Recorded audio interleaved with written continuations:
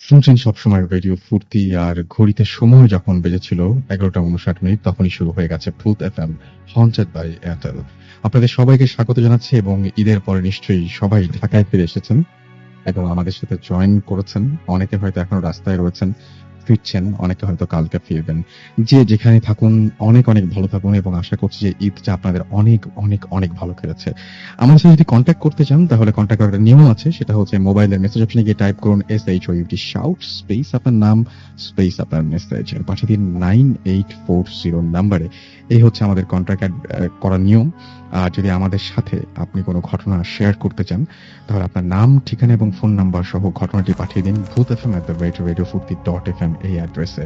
আমি অ্যাড্রেসটি আরো একবার বলছি, bhutfm@radiofurti.fm, which is BHOOTFM@radiofurti.fm। আমরা প্রতিদিনই আমাদের এখানে অতিথি নিয়ে আসি এবং সেই অতিথিদের সাথে আমরা ঘটনা শেয়ার করি এবং তারা আমাদের সাথে ঘটনা শেয়ার করে ইনফ্যাক্ট। আর সেই সাথে সেই অতিথিদের সাথে আমরা অনেকটা সময় কাটাই। আমরা তাদের মধ্যে অনেকেই আছেন যারা ঢাকা থেকে আসেন, যারা অনেকে আছেন যারা ঢাকার বাইরে থেকে আসেন এবং এখানে এসে তাদের ঘটনাগুলো শেয়ার করেন। তো তাদের জন্যই আমাদের শো সবসময় আপনাদের কাছে যে ভালো লাগাটা সেটা তাদের কারণে হয়, যদি খারাপ লাগে সেটাও তাদের কারণে হয় এবং সেখানে খারাপ লাগার ব্যাপারটা দায়িত্বটা আমি নিতে চাই, আসলে কাউকে দিতে চাই না। এত বড় একটা দায়িত্ব আমি কাউকে দিতে চাই না। তো আশা করছি যে আপনারা সবাই আপনাদের জীবনের সেরা ঘটনাগুলো আমাদের পাঠিয়ে প্রতিবারের মতো আপনারা এবারও আমাদেরকে হেল্প করবেন। যাই হোক, আমরা চলে যাচ্ছি এমন একটা ঘটনায় যিনি আজকে আমাদের এই স্টুডিওতে উপস্থিত নেই, কিন্তু তার ঘটনা তিনি পাঠিয়েছেন। আমি পড়ছি তার ঘটনাটি। হ্যালো রাসেল ভাই, কেমন আছেন? আমি জানি আপনি সবসময় ভালোর দলে। আমি অনন্ত। যে ঘটনাটা আজ আমি বলবো সেটা আমার এলাকার এক বড় ভাইয়ের মুখ থেকে শোনা। বড় ভাইটির নাম মনির। আমি সরাসরি চলে যাচ্ছি ঘটনায়। ঘটনাটি আমি আমার নিজের ভাষায় বলছি। 2006 সালের কোনো একটি সময় এই ঘটনাটি ঘটে। আমি তখন চাকরি করতাম।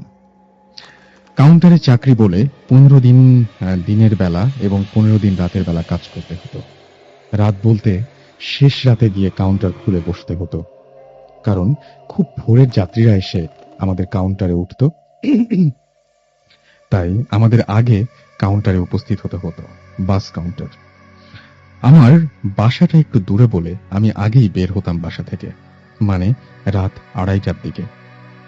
এত রাতে তেমন একটি রিক্সা বা গাড়ি পাওয়া যেত না, তাই হেঁটেই যেতাম কাউন্টার পর্যন্ত। যাই হোক, ঘটনার দিন রাতে আমি বাসা থেকে বের হলাম। মাঝখানে একটি কথা বলে রাখা ভালো, আমার বাবা গ্রামের বাড়িতে লাশ দাফন করার কাজ করতেন। মরার আগ পর্যন্ত তিনি এই পেশাতেই নিয়োজিত ছিলেন। তাই ছোটবেলা থেকেই লাশ দেখার প্রতি আমার তীব্র আকর্ষণ ছিল। বাবার সাথে আমিও গিয়ে লাশ দেখেছি। লাশ দেখা নিয়ে ছোটখাটো অনেক ঘটনা ঘটেছে আমার জীবনে। সেগুলো পরে একসময় বলবো, আপাতত যা বলছিলাম তাই বলি। সেগুলো পরে একসময় বলবো, আপাতত যা বলছিলাম তাই বলি। আকাশটা থমথমে হয়ে আছে, রাস্তায় দু একটা কুকুর ছাড়া আর কিছুই নেই। নিজের পায়ের শব্দ ছাড়া আর কোনো শব্দ নেই। আমি একলা হেঁটে যাচ্ছি। আমার যাওয়ার পথে রাস্তার পাশে লাশ গোসল করানোর একটা ঘর পড়ে। সেটার কাছে আসতেই ভেতরে পানি ঢালার শব্দ পেলাম, সে সাথে আগরবাতির গন্ধ। অন্ধকার রাস্তায় আমি ছাড়া কেউ নেই। পেছনে তাকালাম, কেউ নেই। ছোটবেলা থেকেই আমি বেশ সাহসী। তাছাড়া আগেই বলেছিলাম লাশ দেখার প্রতি আমার আকর্ষণের কথা। মনে মনে ভাবলাম হয়তো ভেতরে কোনো লাশ গোসল করানো হচ্ছে। লাশটা দেখানোর জন্য কিছুক্ষণ দাঁড়িয়ে থাকলাম। কয়েকটা কালো বেড়াল ঘরটার পাশে বসেছিল। অনেকক্ষণ দাঁড়িয়ে থেকেও যখন দেখলাম কেউ বের হচ্ছে না, তখন আমি এক পা দুপা করে লাশ গোসল করানো ঘরটার দরজায় গিয়ে দাঁড়ালাম। ভেতরে তাকিয়ে দেখলাম একটি সাদা পর্দা টানানো। সাধারণত লাশ গোসল করার সময় এই পর্দাটা টানানো হয় যাতে বাইরের কেউ না দেখতে পারে, কিন্তু ঘরটির ভেতরে কোনো মানুষ দেখতে পেলাম না। কেবল 100 পাওয়ারের একটি বাল্ব নীরবে আলো দিয়ে যাচ্ছে। কৌতূহল নিয়ে ভেতরে প্রবেশ করলাম। ঘরটার মাঝখানে সাদা পর্দা টানানো। পর্দার কাছে গিয়ে এক হাতে পর্দা সরালাম। দেখলাম উঁচু জায়গায় কাফনের কাপড়ে ঢাকা একটা লাশ পড়ে আছে, কিন্তু আশেপাশে কাউকে দেখতে পেলাম না। কেমন যেন খটকা লাগলো মনের ভেতর। কি মনে করে যেন সেখান থেকে বেরিয়ে আসতে পা বাড়ালাম। ঠিক তখনই ঘটল অপ্রত্যাশিত ঘটনা। বিকট শব্দ করে ১০০ পাওয়ারের লাইটটা ফেটে পড়ল আমার সামনে। অন্ধকার ঢেকে গেল আমার চারপাশ। পকেট থেকে মোবাইল বের করে আলো জ্বালিয়ে দরজা খুঁজতে লাগলাম। কিন্তু এ কি অবস্থা! কোথাও দরজা খুঁজে পাচ্ছি না। চিৎকার করব সেই অবস্থাও নেই। গলা দিয়ে এক ফোঁটা স্বর বের হচ্ছে না। নাকের মধ্যে আবার এসে ধাক্কা খেল তীব্র আঁতরের গন্ধ। কিছু একটা শব্দ কানের ভেতরে এলো। পেছনে ঘুরে তাকালাম, কি যেন সাদা পর্দাটা সরিয়ে জায়গাটা উন্মুক্ত করেছে। মোবাইলের আলোটা সামনে ধরলাম।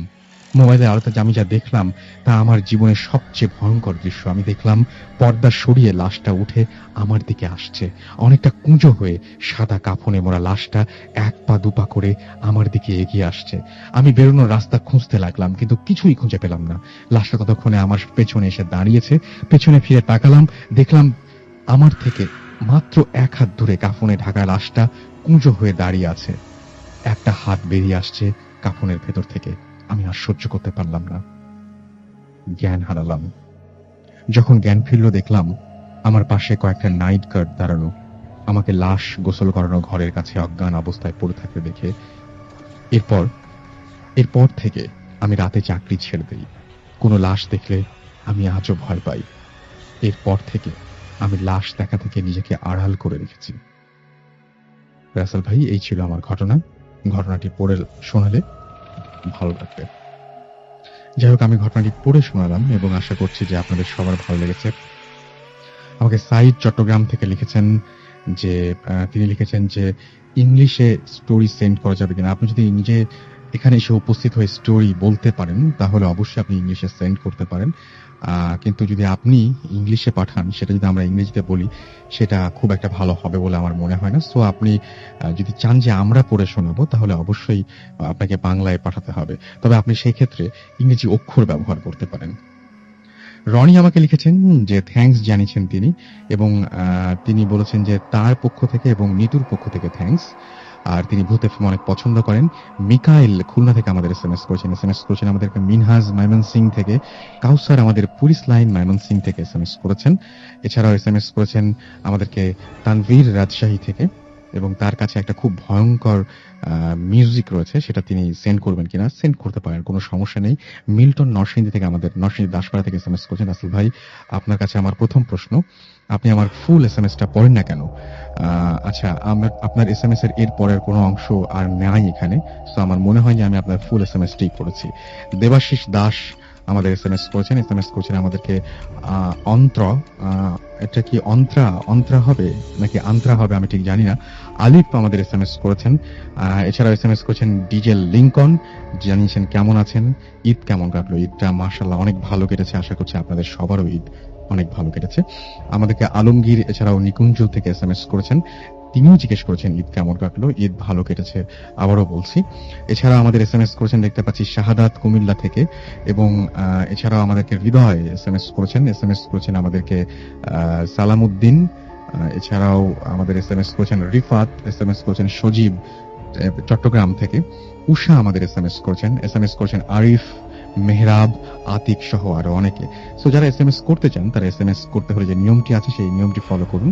মোবাইলের মেসেজ আপনাকে গিয়ে টাইপ করুন SHOUT শাউট স্পেস আপনার নাম স্পেস আপনার মেসেজ পাঠিয়ে দিন 9840 নাম্বারে। আমরা চলে যাব ঘটনায় আমাদের প্রথম অতিথির কাছে এবং আপনার নামটা জানতে চাইবো। লিসেনার্স, ধন্যবাদ রাসেল ভাই। আমার নাম মোহাম্মদ সাইদ হোসেন। আর একটু কাছে থেকে বলতে হবে, আর একটু জোরে বলতে হবে। আমার নাম মোহাম্মদ সাইদ হোসেন, আমি নারায়ণগঞ্জ থেকে আসছি। জি। আর প্রথমেই সবাইকে ঈদ মোবারক জানাচ্ছি। ওকে। আর আমি বিশেষভাবে কৃতজ্ঞতা প্রকাশ করতে কোনো কৃতজ্ঞতা প্রকাশ করবো না, আমরা একদম সরাসরি ঘটনায় চলে যাবো। Okay please. হ্যাঁ, আচ্ছা। মানে আমার খালাতো ভাই ফাহাদ মূলত আমাকে এখানে আসার প্রথম প্রেরণা দিচ্ছেন, তো ওকে অনেক বেশি থ্যাঙ্কস। আজকে আসতে পারে নাই, খুব ইচ্ছা ছিল। ঠিক আছে, আমরা ঘটনায় যাই। হ্যাঁ, ওকে, থ্যাংক ইউ। তো আসলে ঘটনাটা হচ্ছে আর একটু কাছ থেকে বলতে হবে। ঘটনাটা হচ্ছে আমার ফুফাতো ভাইয়ের, আমার কাজিন। জি।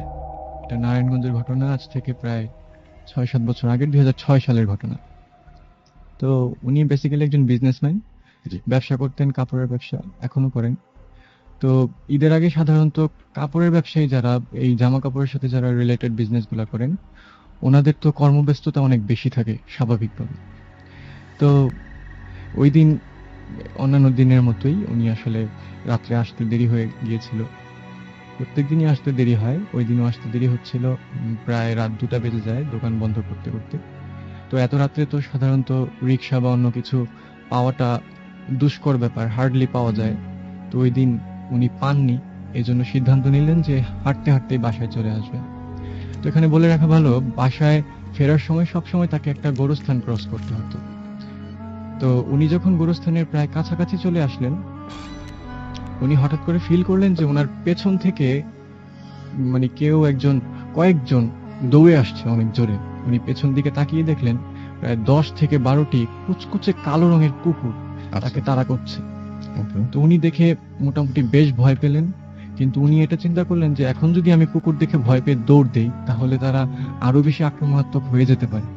এই জন্য উনি দৌড় না দিয়ে উনি ওনার মতো করে ভেতরে ভয় রেখে উনি আস্তে আস্তে হাঁটতে থাকলেন। আচ্ছা। এবং কুকুরগুলো স্বাভাবিকভাবে তাকে মানে তাড়া না করে বরং সামনের দিকে চলে গেল। এবং ঘটনা যেটা ঘটলো সেটা হলো, উনি কুকুরগুলোর দিকে এই 1 সেকেন্ডের মধ্যে তাকাতে তাকাতেই দেখলেন সবগুলো কুকুর ভ্যানিশ হয়ে গেল। আচ্ছা। এখন কথা হচ্ছে, কুকুরগুলা মানে ভ্যানিশ হওয়ার মানে চলে যাওয়ার একটা কারণ থাকতো যদি ডাইনে বাঁয়ে কোনো দিকে কোনো গলি থাকতো।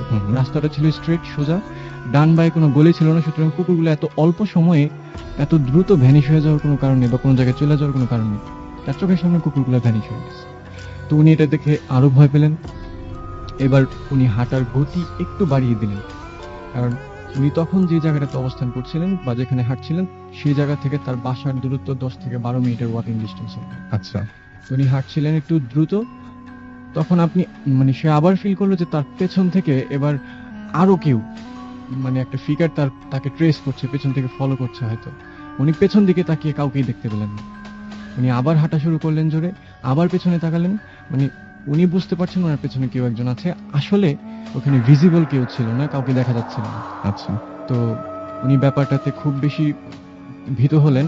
এবার উনি হাঁটার গতিকে আরেকটু বাড়িয়ে দিয়ে মোটামুটি একটু দৌড়ানো শুরু করলেন, আচ্ছা। যত দ্রুত বাসায় যাওয়া যায়। ওকে। কিন্তু মানে তখন মনে হচ্ছিল পেছন থেকে যে ফিগারটা তাকে মানে ফলো করছিল, তখন মানে ব্যাপারটা এমন হয়েছিল যে তাকে ধরার চেষ্টা করছে এবার। তখন হাঁটছিল পেছন থেকে, এখন ধরার চেষ্টা করতেছে। আচ্ছা। তো উনি এবার জোরেই দৌড় দিলেন এবং সামনে দেখলেন যে আমাদের ওই যে গোরস্থানটার কথা বললাম, একটা গোরস্থান থেকে সবসময় ক্রস করতে হয়। গোরস্থানের গেটটা তার সামনেই ছিল। এবার উনি চিন্তা করলেন যে গোরস্থানের ভিতরে তো সাধারণত খারাপ কিছু থাকে না। এই চিন্তা করে উনি গোরস্থানের ভেতরে দৌড় মানে একটা ঢোকার জন্য দৌড় দিলেন অনেক জোরে। আচ্ছা। আর সাথে সাথে পেছনের যে ব্যাপার ফিগারটা ছিল, যেই জিনিসটা ছিল, ওটা তাকে ধরার জন্য চেষ্টা করছিল এবং আলটিমেটলি তার কলারে ধরে ফেলেছিল আর কি। কিন্তু উনি নিজেকে কোনো রকমে ছুটিয়ে লাফ দিয়ে আর কি গোরস্থানের গেটের ভিতরে চলে গেলেন এবং ভিতরে যাওয়ার পরে বাইরের দিকে তাকিয়ে দেখলেন তখনও মানে পেছনে কেউ ছিল না। এবার উনি আসলে অনেক বেশি ভয় পেয়ে গেলেন, দিক বিদিক জ্ঞান শূন্য হয়ে গোরস্থানের ভিতর দিয়ে দৌড়াদৌড়ি করতে থাকলেন। এবং একটু বলি, গোরস্থানের গেটটা ছিল পূর্ব দিকে মুখ করা এবং একটু সামনের দিকে গেলে ডান দিকে পশ্চিম মানে সামনের দিয়ে পশ্চিম দিক দিয়ে একটা রাস্তা ছিল, ওখান থেকে বের হওয়া যেত, মানে গোরস্থানের বাইরে বের হওয়া যেত। উনি চিন্তা করলেন ওখান দিয়ে আমি বের হয়ে বাসায় চলে যাবো। তো ওখান থেকে বের হওয়ার সময় ওনাকে আবার কয়েকটা কবর ছিল, ওইটা ক্রস করতে হয়েছে আর কি। আর কবরগুলো ক্রস করতে গিয়ে আরেকটা ভয়ঙ্কর ঘটনা যেটা ঘটলো সেটা হলো, তার একটা বাম পাটা একটা ছোট্ট কবরের ভিতরে ঢুকে যায়। আর স্বাভাবিকভাবে ওইরকম একটা পরিস্থিতিতে মানে রাতের 2টা-2:30 বাজে, তখন আমার একটা পা যদি গোরস্থানের কবরের ভেতর ঢুকে যায়, স্বাভাবিকভাবে আমার জ্ঞান থাকার কথা না। উনিও স্বাভাবিকভাবে জ্ঞান হারিয়ে ফেলেন, সেন্সলেস হয়ে যান। এবং কিছুক্ষণ পরে না কতক্ষণ পরে উনি নিজেও বলতে পারবেন না, উনি মানে চোখ খুললেন। চোখ খোলার পরে দেখলেন যে মানে তখনও ভোর হয় নাই, তখনও রাতের অন্ধকারটা ছিল। কিন্তু উনি নোটিস করলেন ওনার পাশে কেউ একজন বসে আছে এবং চোখ খোলার পরে উনি দেখলেন বৃদ্ধ একটা লোক। আমরা মানে দরবেশ বা এরকম যা বুঝি আর কি, মানে খুব পুণ্যবান ব্যক্তি বা এরকম একটা লোক, বয়স্ক, সাদা দাড়িওয়ালা, সাদা ড্রেস পরা, তার পাশে বসা, হাতে তসবি। তো উনি তার দিকে তাকালেন, কিন্তু আমার যে ভাই ছিল উনি আসলে কথা বলতে পারছিলেন না ওই সময়। আর তাকে দেখা হঠাৎ করে মানে চোখ খোলার পরে ওই লোককে দেখার পরে তো সে আরো বেশি ভীত হয়ে যায়, মানে একরকম বাকরুদ্ধ হয়ে যায় আর কি। আচ্ছা। পরে উনি আসলে কিছু বলেন নাই, কিন্তু ওই যে লোকটা ছিল দরবেশ টাইপের যে লোকটা, উনি তাকে একটা তাবিজ দিলেন। তাবিজ দিয়ে বললেন যে এই তাবিজটা তুই তোর কাছে রাখবি, যতদিন রাখবি ততদিন তুই সেফ থাকবি, তোর কোনো প্রবলেম হবে না। কিন্তু তুই এই তাবিজটা বেশি দিন রাখতে পারবি না। সেই কথাটাও বলে দিয়ে গেছিল। তো এরপরে সে তাবিজটা তার হাতে দিয়ে যায় এবং ওই লোকটা চলে যায় এবং সে সাথে সাথে জ্ঞান হারিয়ে ফেলে এবং পরবর্তীতে সে নিজেকে বাড়িতে খাটের উপর মানে আবিষ্কার করে। তো আমরা পরবর্তীতে কৌতূহলবশত তার কাছে ঘটনাটা জানতে চেয়েছিলাম। জানতে চাওয়ার পরে সে ঘটনাটা বলল এবং ওই যে তার কলার ধরে যে একটা ফিগার তাকে টান দিয়েছিল, সে বলেছিল যে ওই বড় বড় নখওয়ালা ছিল আঙ্গুলগুলা। এবং পরবর্তীতে মানে সবচেয়ে আশ্চর্যের বিষয় হলো আমরা তার পিঠের মধ্যে নখের আঁচড় পড়লে যে একটা দাগ হয়ে যায়, এই আঁচড়টা আমরা দেখেছিলাম, আমি নিজে দেখেছি। আচ্ছা। এবং আরো একটা মজার বিষয় হচ্ছে পরবর্তীতে সে ওই যে যেই লোকটা তাকে তাবিজ দিয়ে গিয়েছিল, ওই লোকটাকে সে খুঁজতে গিয়েছিল পরে, এবং খুঁজতে গিয়ে ওই এলাকার লোকজনের কাছে জিজ্ঞেস করছে, কিন্তু ওই এলাকার কোনো লোকই এরকম কোনো ব্যক্তির সন্ধান দিতে পারে নাই। এবং মজার বিষয় হচ্ছে ওই যে সে বলে গিয়েছিল যে এই তাবিজটা তুই বেশি দিন রাখতে পারবি না, এবং 3-3.5 মাসের মধ্যে ওই তাবিজটা সে হারিয়ে ফেলে। এই ছিল আপনার ঘটনা। ওকে, থ্যাংক ইউ সো মাচ।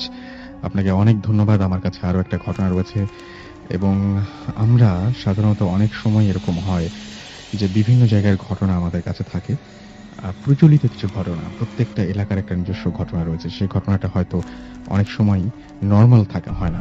তো আপনারা যদি আপনাদের আশেপাশে, বাসার আশেপাশে দেখবেন যে কোনো একটা পুকুর নিয়ে কোনো একটা গল্প রয়েছে, কোনো একটা মাঠ নিয়ে কোনো একটা গল্প রয়েছে, কোনো একটা গাছ নিয়ে একটা গল্প রয়েছে। তো এই ধরনের ঘটনা বহু বছর ধরে চলে আসে এবং আমাদের মানে প্রজন্মের পর প্রজন্ম চলতে থাকে। আমার বাবা শোনে না আমার দাদার কাছ থেকে, আমি শুনি আমার বাবার কাছ থেকে, এবং আমাদের ভবিষ্যৎ প্রজন্ম যারা তারা হয়তো আমাদের কাছ থেকে এভাবে শুনতে থাকবেন। তো এইরকমই একটা ঘটনা আমি পেয়েছি। সেই ঘটনাটা আমি একটু পড়ে শোনাচ্ছি। তিনি আজকে আসতে পারেননি। লিখেছেন, হ্যালো রাসেল ভাই, আমি মোহাম্মদ আলামিন। আমার বাড়ি পিরোজপুরের স্বরূপকাঠিতে। আমি অনিবার্য কারণে স্টুডিওতে আসতে পারবো না। আজ আমি যে কাহিনীটা বলবো সেটা আমাদের গ্রামের একটি পুকুর নিয়ে ঘটেছে আজ থেকে 130 বছর পূর্বে। কাহিনীটি আমার দাদা সহ এলাকার অনেকের মুখে শুনেছি। তারাও তাদের পূর্ববর্তী পুরুষের কাছে শুনেছে। উল্লেখ্য, পুকুরটি কবে খনন করা হয় তা জানা যায় না, তবে শোনা যায় এর বয়স প্রায় 400 বছর।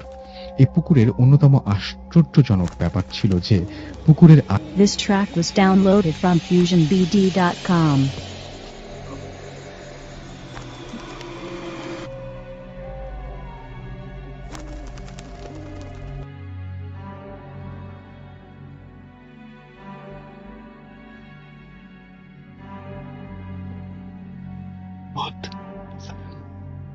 Haunted by Airtel.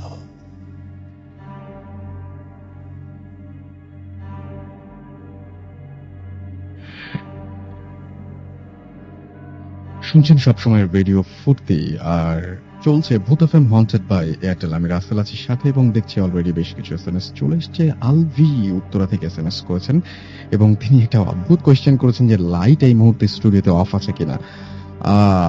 স্টুডিওতে লাইট অফ এখন নাই, একেবারেই নাই। বাট স্টুডিওতে লাইট অফ না থাকলেও বাইরে কিছু দেখা যাচ্ছে না, বাইরে অন্ধকার, এবং আমাদের লাইটের দিকে আমরা তাকিয়ে নেই, বা স্টুডিওর দিক চাইতে বাইরের দিকে বেশি তাকিয়ে আছি। শিবলু আমাদের এসএমএস করেছেন পুরান ঢাকা থেকে, এবং তিনি বলেছেন যে আজকে এসএমএস না পড়লে তিনি মন খারাপ করবেন। তার এসএমএসটি আমি পড়ে ফেললাম। ইমুর কাছে অবশ্য ফালতুই লাগছে ঘটনা, তার ভয় লাগছে না। ইমুকে আমি আসলে, ইমু মনে হয় এসএমএসটা পড়লে খুব খুশি হবেন, এই জন্য আমি এসএমএসটা পড়েছি। উনি অনেক খুশি হয়েছেন আমি আশা করছি, এবং উনি জানাতে পেরেছেন যেটা তার ভয় লাগছে না, এটাতে উনি নিশ্চয়ই খুশি হয়েছেন। আমি খুশি করে দিলাম। চৈতি আমাকে লিখেছেন যে আমি আমার দুইজন ভাইকে নিয়ে ছাদে বসে খুব ভয়ে ভূত এফএম শুনছি। আমি নিজে ভয় পেলেও ওদের ভয় দেখাচ্ছি। ওকে, ভয় দেখাতে দেখাতে আবার নিজেও ভয় পাচ্ছেন। দেখবেন যে কোনো সময় একসময় এরকম হতে পারে যে ওনারা ভয় পাচ্ছেন না, আপনি ভয় পাচ্ছেন, এরকম হতে পারে। কিন্তু তাসনিম আমাদের এসএমএস করেছেন সিলেট থেকে যে ভাইয়া, মিড টার্ম এক্সাম স্টার্ট হচ্ছে, বাট ভূত এফএম শুনছি, এবং তিনি বলছেন যে ভয় লাগছে, মনে হচ্ছে জ্বর উঠে যাচ্ছে। ওকে, আমাদের এছাড়াও এসএমএস করেছেন দেখতে পাচ্ছি হাসান এবং রনি এসএমএস করেছেন, আমাদের হৃদয় হোসেন এসএমএস করেছেন, আমাদেরকে সবু এসএমএস করেছেন, হিমেল এসএমএস করেছেন, নীলা সহ আরো অনেকে। যাই হোক, আমরা চলে যাচ্ছি আমাদের পরবর্তী ঘটনায়, এবং আমাদের প্রথম যে কেস ছিলেন তার কাছে। আপনার নামটা আরেকবার একটু বলবেন। থ্যাংক ইউ রাসেল ভাই, আমাকে আবার সুযোগ দেওয়ার জন্য। আমার নাম মোহাম্মদ সাইদ হোসেন, আমি নারায়ণগঞ্জ থেকে এসেছি। ওকে, তো এবার যে ঘটনাটা আমি বলবো এটা আমার সাথেই ঘটেছিল জি। অনেক আগে, আমি যখন খুব ছোট ছিলাম, আজ থেকে প্রায় 15-16 বছর আগে। আমি তখন কেবল প্রাইমারি স্কুলে পড়ি আর কি। তো আপনাদের মনে আছে কিনা, তখন ছোটবেলাতে আমরা হিন্দি সনি টিভিতে একটা প্রোগ্রাম দেখতাম, সেটা ছিল আহাট নামে একটা নাটক হুম। হতো, হরর নাটক হতো আর কি। ওই নাটকটা আমরা খুব মজা করে দেখতাম, আবার খুব ভয়ও পেতাম। হুম। প্রতি বৃহস্পতিবারে রাত্রে 10:30 বাজে দেখা।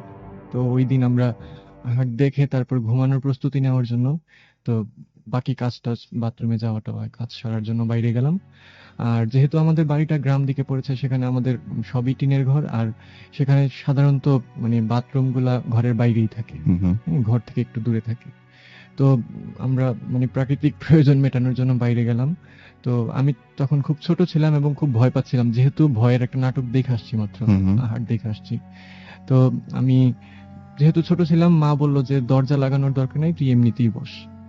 আর মা এটা আমাকে বলে, টিউবওয়েল ছিল ওইখানে, মা বলল যে তুই তাহলে বস, আমি ঘর থেকে মগ নিয়ে আসি, পানি নিয়ে যাই, রাত্রে পানি লাগতে পারে। হুম। তো মা আমাকে রেখে পানি আনতে ঘরে গেল, মানে মগ আনতে ঘরে গেল পানি নেওয়ার জন্য। তো আমি আমি যেখানে বসেছিলাম সেখান থেকে আমাদের বাসার মানে রাস্তার পাশে 3টা আম গাছ ছিল, ওই আম গাছগুলো এখন নাই। ওই আম গাছগুলা দেখা যায় আর কি সরাসরি। আচ্ছা। তো কিছুক্ষণ বলতে মোটামুটি 1 মিনিট বা 50-55 সেকেন্ড পরেই, এমনই হবে সময়টা, আমাকে কেউ একজন আম গাছ থেকে মানে ঢিল ছুটছিল, অনেক বড় বড় ঢিল, মানে ইটের টুকরা দিয়ে আমাকে ঢিল মারছিল আর কি। কিন্তু একটা ঢিলও আমার গায়ে লাগেনি, কিন্তু আমি বিরক্ত হচ্ছিলাম। আমি তখনও ভয় পাইনি, কারণ আমার কাছে মনে হচ্ছিল কেউ হয়তো আম গাছে ঢিল মারছে। হুম। কিন্তু একটু পরে আবার আমার মনে হলো যে তখন ছিল শীতকাল, শীতকালে তো আম গাছে আম থাকার কথা না। তো তখন উম, তখন আমার কাছে ভয় লাগে না, কারণ আমি তখন খুব বাচ্চা, আসলে এই ব্যাপারগুলো চিন্তা করার মানসিক এটা মানে ব্যাপারটা আমার মধ্যে ছিল না। তো আমি তখন একটু বিরক্ত হয়ে চিন্তা করলাম যে যে আমাকে ইট গুলা ঢিল ছুঁড়েছে, ওই ইট গুলা আমি হাতে নিয়ে আমি আবার উল্টা তাদের দিকে মারবো আর কি। এইরকম একটা মানে অ্যাটিটিউড নিয়ে আমি বের হলাম। বের হওয়ার পরে যখনই ইট গুলা আমি নিয়ে তাদের মানে মারার জন্য ইট গুলা নিতে গেলাম হাতে, মানে সবচেয়ে ভয়ঙ্কর ঘটনা ওইখানেই ঘটলো। মোটামুটি 8-10টা ইটের টুকরো এখানে ছিল, প্রত্যেকটা ইটের টুকরো আমি ধরার আগেই ভ্যানিশ হয়ে গেছে আমার চোখে। আপনি নিজের চোখে দেখেছেন? আমি একদম নিজের চোখে দেখেছি। এখনো মনে আছে আপনার? হ্যাঁ, আমার এখনো মনে আছে, এবং ওই ঘটনার পরে আমি সাথে সাথে খুব মানে কান্নাকাটি করেছিলাম, মাকে খুব জোরে ডাক দিয়েছিলাম, মা এসেছে, বাবা এসে আমাকে খুব জড়িয়ে ধরেছিল। এরপরে আমি মানসিকভাবে বলতে খুব ভীত ছিলাম। প্রায় 5-7 বছর আমার ট্রিটমেন্ট চলছে, বিভিন্ন মানে হুজুরদের কাছে গিয়ে গিয়ে আমাকে তাবিজ দেওয়া ছিল, আমার গলায় তাবিজ ছিল, হাতের মধ্যে তাবিজ ছিল, এইভাবে অনেক দিন চলছে। এবং এর পাশাপাশি আমি যে কিছু এক্সপিরিয়েন্স আমার ছোটখাটো হয়েছে, যেমন ওই আমাদের বাসাতেই আমি প্রায় রাত্রেই নূপুরের আওয়াজ শুনতাম। এটা অনেকেই শুনে, আমাদের বাসাতে এই ঘটনাটা ঘটতো, নূপুর পায়ে কেউ হাঁটতেছে। তারপরে টিউবওয়েল, অনেক রাত্রে টিউবওয়েল কেউ মানে চাপছে, এরকম শব্দ আমি শুনতাম। তো টিনের ঘরে সাধারণত ছোট ছোট ছিদ্র থাকে।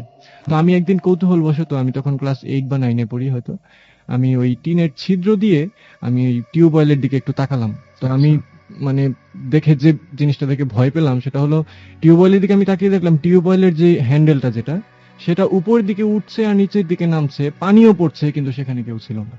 হুম। হুম। এটা দেখে আমি খুব ভয় পাই।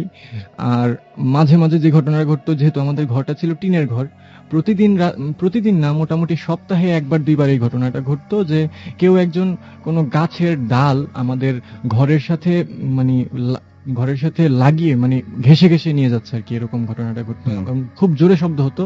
এই ঘটনাটা শুধু আমিই টের পেতাম না, আমার বাবা মা সবাই মানে প্রায় জেগে যেতাম আমরা রাতের বেলা। এবং বেশ কয়েকদিন আমার বাবা দৌড়ে সাথে সাথে মানে আওয়াজটা হওয়ার সাথে সাথে ঘর থেকে বেরিয়ে দৌড়ে ঘরের পেছনে যেত, পেছনে গিয়ে আসলে কাউকে দেখতে পেত না, এবং পিছনে যে ডালগুলো ছিল, ডালগুলো যে জায়গায় ছিল ঠিক সেই জায়গাতেই থাকতো আর কি। কিন্তু টিনের মধ্যে ডালগুলো টেনে নেওয়ার একটা আওয়াজ হতো আর কি, খুব জোরে। এবং আমরা সবাই এই জিনিসটা এক্সপেরিয়েন্স করছি।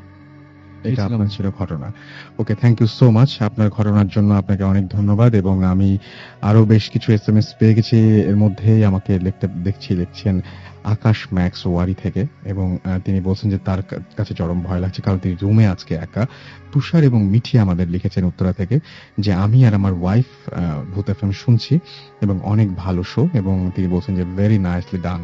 থ্যাংক ইউ সো মাচ আমাদের সঙ্গে থাকার জন্য। এবং ফয়সাল খুলনা থেকে আমাদের লিখেছেন, খুলনা ডুমুরিয়া থেকে, যে রাসেল ভাই আজকের গল্পগুলো খুব খুব ভালো লাগছে, আমি ভয় পাচ্ছি ভাই, আমার একটু এসএমএস পড়বেন না? ওকে। ওকে, আমাকে লিখেছেন এছাড়াও নাসিফ, এবং তিনি বলছেন যে আজকের ভূত এফএম জমে গেছে। আমাকে নাফিসা লিখেছেন যে রাসেল ভাই কয়েকটা ইংলিশ হরর মুভির নাম চেয়েছেন। আচ্ছা, আনবর্ন দেখতে পারেন আপনি, এবং ভালো লাগবে আশা করি। তারপরে রোজমেরিজ বেবি দেখতে পারেন, ভালো লাগবে আশা করি। যাই হোক, আমাদের এছাড়াও দেখতে পাচ্ছি যে আরো বেশ কিছু এসএমএস করেছে। রুমা চট্টগ্রাম থেকে আমাকে লিখেছেন, ইয়ামির আমাদের এসএমএস করেছেন এস কে রনি ফ্রম শনি রাখরা, ইউসুফ আমাদের এসএমএস করেছেন আমাদেরকে সাগর, এসএমএস করেছেন ববি, এসএমএস করেছেন মাসুম খান, এছাড়াও নির্ঝর এসএমএস করেছেন এস এ বনি, এসএমএস করেছেন দীপ্ত সহ আরো অনেকে। আপনি যদি এসএমএস করতে চান তাহলে মোবাইলের মেসেজ অপশনে গিয়ে টাইপ করুন SHOUT শাউট স্পেস আপনার নাম স্পেস আপনার মেসেজ, পাঠিয়ে দিন 9840 নাম্বারে। আমরা পরবর্তী ঘটনায় যাব। থ্যাঙ্কস রাসেল ভাইয়া for giving me the floor again. Okay, আমি মোহাম্মদ আসিফ হাসান রাসেল। ভাই, আমি ঘটনায় সরাসরি চলে যাচ্ছি। ঘটনাটা ছিল আমার মেজো মামাকে নিয়ে। আমার মেজো মামা ছোটবেলা থেকে গ্রামে বড় হয়েছে।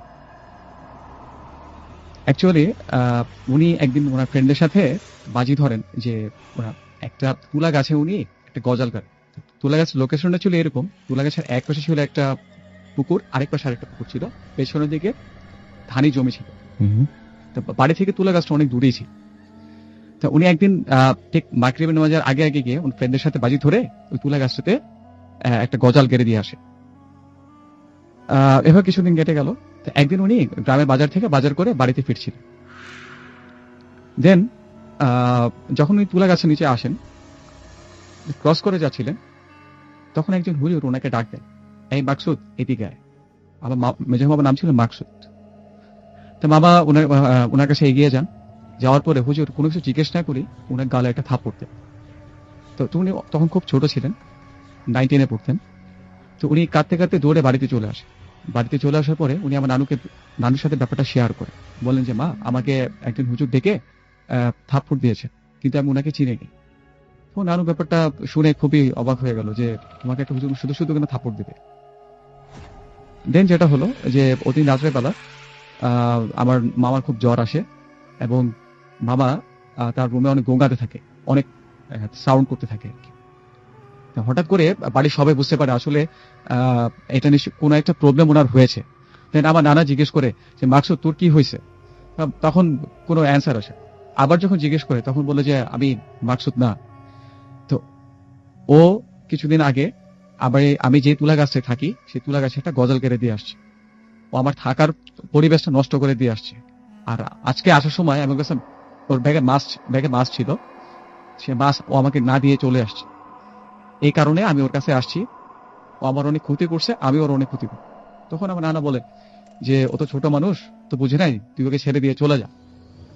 অ্যাকচুয়ালি আমার বাবার গলায় যে গলায় কথা বলছিল, যে ভয়েসে কথা বলছিল, সেটা অ্যাকচুয়ালি মামার গলা ছিল না, সেটা একটু লাউড ছিল, একটু অন্যরকম ভয়েস ছিল।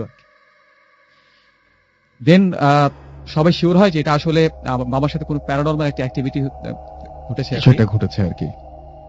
এরপর কিছুক্ষণ পরে মামা হঠাৎ করে সেন্সলেস হয়ে যায়। ওই দিন ঘটনা এখানেই শেষ। আর কিছুদিন পরে, অনেকদিন পরে অ্যাকচুয়ালি বলা যায়, তখন আমি মাত্র হয়েছি, আমার জন্ম হয়েছে আর কি। আমার জন্ম হয়েছে। দেন আমার জন্মের 14 দিনের মধ্যেই আমার খুব প্রচন্ড জ্বর আসে। আচ্ছা। এখন ডাক্তার আমার নানুদের গ্রামে ছিল না, পাশের গ্রামে ডাক্তার ছিল। তখন আমার নানু আমার সেই মামাকে, মেজো মামাকে, মাকসুদ মামাকে পাশের গ্রাম থেকে ডাক্তারকে ডেকে আনার জন্য পাঠায়। ওকে। দেন যেটা হয় যে মামা যখন তার বাড়ি ক্রস করে যখন জমির মানে রাস্তা দিয়ে হেঁটে যাচ্ছিল, পাশে তখন জমি ছিল, আর এক পাশে জমি ছিল, এক পাশে ডোবা ছিল। তখন হয়ে গেছে প্রায় মাগরিবের নামাজের ওয়াক্ত হয়ে গিয়েছে। হঠাৎ করে দেখে সামনে থেকে একজন বুড়ো লোক ওনার দিকে এগিয়ে আসছে। তো উনিও সামনে হেঁটে যাচ্ছেন। তো বুড়ো লোকটা ওনার দিকে আসছেন এবং ওনার হাত ধরে পাশে যে ডোবাটা ছিল সেই ডোবার দিকে টেনে নিয়ে যাচ্ছে। তো উনি কিছু বুঝতে পারছিলেন আসলে কি হতে যাচ্ছে এখানে। তো উনি বুড়ো লোকটা জিজ্ঞেস করে, আপনি আমাকে কেন টেনে ডোবার দিকে নিয়ে যাচ্ছে? দেন কোনো রেসপন্স আসে না। তখন আমার বাবা বুঝতে পারে যে এটা আসলে কোনো নর্মাল মানুষ না, এটা নিশ্চয়ই জিন ট্যাগ কিছু একটা হতে পারে। দেন উনি যেটা করলেন যে সাথে সাথে যে ঘটনাটা ঘটে যে ওই লোকটা ওনাকে মারা শুরু করে। রাস্তার পাশে একটা গাছের ডাল, উনি গাছ ছিল, গাছের ডাল ভেঙে উনি পুরো লোকটাকে মারা শুরু করে। তো দু একটা বাড়ি দেওয়ার পরেই এই ঘটনা ঘটে। পুরো লোক ওনাকে মারতেছে, উনি ওনাকে মারতেছে, বাট উনি খুব বেশি পরিমাণে আহত হয়, উনি বুঝতে পারে ওনার সাথে পারবে না। দেন উনি দৌড়ে বাড়ির দিকে চলে আসেন, চলে এসে দেন আমার নানুকে সব ঘটনা খুলে বলে, কেঁদে কেঁদে সব নানুকে সব ঘটনা খুলে বলে। তো নানু বুঝতে পারে আসলে অ্যাকচুয়ালি পুরোনো ঘটনার পুনরাবৃত্তি এখানে হয়েছে আর কি। ওই ওই জিনটাই মামাকে আজকে মেরেছে। ওই দিন রাতের বেলা আমার বাবা ঢাকা থেকে আসে আমাকে দেখার জন্য। তার আগে আমার নানু আমার বাবাকে সবগুলো ঘটনা খুলে দেয়। তো রাত যত গভীর হয় আমার বাবার গায়ে তত জ্বর বাড়তে থাকে এবং আবার আগের মতো সে গোগানের সাউন্ড করতে থাকে। তখন যে ব্যাপারটা হয়, আমার বাবা তখন ওই জিনটার সাথে কথা বলে। অ্যাকচুয়ালি জিনটা মামার উপর ভর করেছে এবং মামার উপর ভর করেই সে কথা বলছিল। বাবা জিজ্ঞেস করে, তুই ওকে কেন ওর উপর আসছিস? দেন জিনটা বলে যে ও আমার অনেক ক্ষতি করছে। ও আমার গাছের, আমি যে গাছে থাকি, তুলা গাছে থাকি, পুকুর পাড়ে, সেই তুলা গাছ গজাল মেরেছে। আমি মাছ চাইছি, আমাকে মাছ দেয়নি, আজকেও আমাকে মেরেছে। তখন আমার বাবা বলে, তুইও তো ওকে মেরেছিস, তুই ওকে ছেড়ে দিয়ে চলে যা, ওর ক্ষতি করিস না। বলতেছে, না আমি ওকে ছাড়বো না, ও আমার অনেক ক্ষতি করছে, ওর রক্ষা হবে না। দেন আমার বাবা বলে যে না, তুই ওকে ছেড়ে দিয়ে চলে যা, ওর অনেক কষ্ট হচ্ছে, এইভাবে থাকলে তো বেশি দিন বাঁচবে না। বলে, না আমি যাবো ঠিকই, কিন্তু ওর অনেক ক্ষতি করে দিয়ে যাবে। অ্যাকচুয়ালি আমার মামা অনেক ভালো স্টুডেন্ট ছিল। ওই ঘটনার পর থেকেই তার আসলে পড়াশোনা ঠিক মতো হয়নি। সে এইচএসসি কমপ্লিট করার পরে তাকে সৌদি আরবে পাঠিয়ে দেওয়া হয়। সে ওখানে উনি প্রায় 10 বছর ওইখানে স্টে করার পরে উনি চলে আসার পরে ওনার আর কোনো ধরনের প্যারানর্মাল অ্যাক্টিভিটিস উনি ফেস করেন নাই। বাট উনি মাঝে মাঝে একটা কথা বলতেন যে একদিন নাকি এমন হয়েছে যে ওনাকে নাকি ওই জিনটা ধরে নিয়ে আমাদের বাসায় একটা প্যারা গাছ ছিল, সে প্যারা গাছে ওনাকে এনে বসিয়ে রাখতে। এটা আমার কাছে এই জায়গাটা আমার কাছে খুব ইন্টারেস্টিং লেগেছে। আপনার গল্পের পুরো ঘটনাটার এই জায়গাটা খুব ইন্টারেস্টিং, যেটা আপনি এখন বলছেন। This track was downloaded from FusionBD.com. মাঝে মাঝে পেয়ারা গাছের সাথে এনে বেঁধে রাখতো, তারপর কি হতো একটু বলেন। ব্যাখ্যাটা না, তারপর কি হতো বলেন, ঘটনা বলে যান। আমার কাছে এই জায়গাটা, আমি লিসনারদের জন্য বললাম যে এই জায়গাটা অনেক ইন্টারেস্টিং, বলেন। প্যারা গাছের ব্যাপারটা হচ্ছে এরকম যে ওইখানে যে মানে এটা হচ্ছে আরেকটা ঘটনা আর কি বলা যায়। যে ব্যাপারটা হয় এখানে যে বাবাকে একদিন মানে বাড়ি উনি প্রায় মানে যেটা শোনা গিয়েছে আর কি, উনি একদিন ইনভিজিবল হয়ে ওনাকে খুঁজে পাওয়া যাচ্ছে। এটা আরেকটা ঘটনা ছিল, সেটা সেটা না, আপনি আপনার ঘটনার মতো ঘটনা বলে যান, অসুবিধা নাই। আচ্ছা অসুবিধা নেই, আমি আমারটা বলে যাবো। হ্যাঁ আপনারটা বলে যান। তারপর যেটা হয় যে ওই মামাকে ওটা ধরে নিয়ে এসে ওইখানে বসিয়ে রেখেছিল আর কি, ওনার হাতে মিষ্টি দিয়েছিল। তো মামা যেটা বলেছিল যে আমি আপা দুলাভাই সবাইকে দেখতে পাচ্ছি, কিন্তু আমাকে কেউ দেখতে পাচ্ছে না। অ্যাকচুয়ালি ঘটনা ওখানে শেষ। যখন উনি সৌদি আরব যাওয়ার পরে উনি প্রায় 8 থেকে 10 দিন স্টে করার পরে যখন দেশে আসে, এরপর থেকে উনি কোনো ধরনের প্যারানর্মাল অ্যাক্টিভিটিস আর ফেস করেন। হ্যাঁ, আমি জানি না যে সবাই বুঝতে পেরেছেন কিনা। মানে ব্যাপারটা হচ্ছে এরকম যে ওনার মামাকে ওনাদের বাসার পেয়ারা গাছের সাথে না মাঝে মাঝে নিয়ে এসে বেঁধে রাখতো এবং হাতে মিষ্টি দেওয়ার চেষ্টা করতো। উনি বাসার সবকিছু বুঝতে পারতেন, দেখতেন যে বাসায় কি হচ্ছে না হচ্ছে, সবাই কি করছে না করছে, কিন্তু ওনার মামাকে কেউ দেখতে পেত না।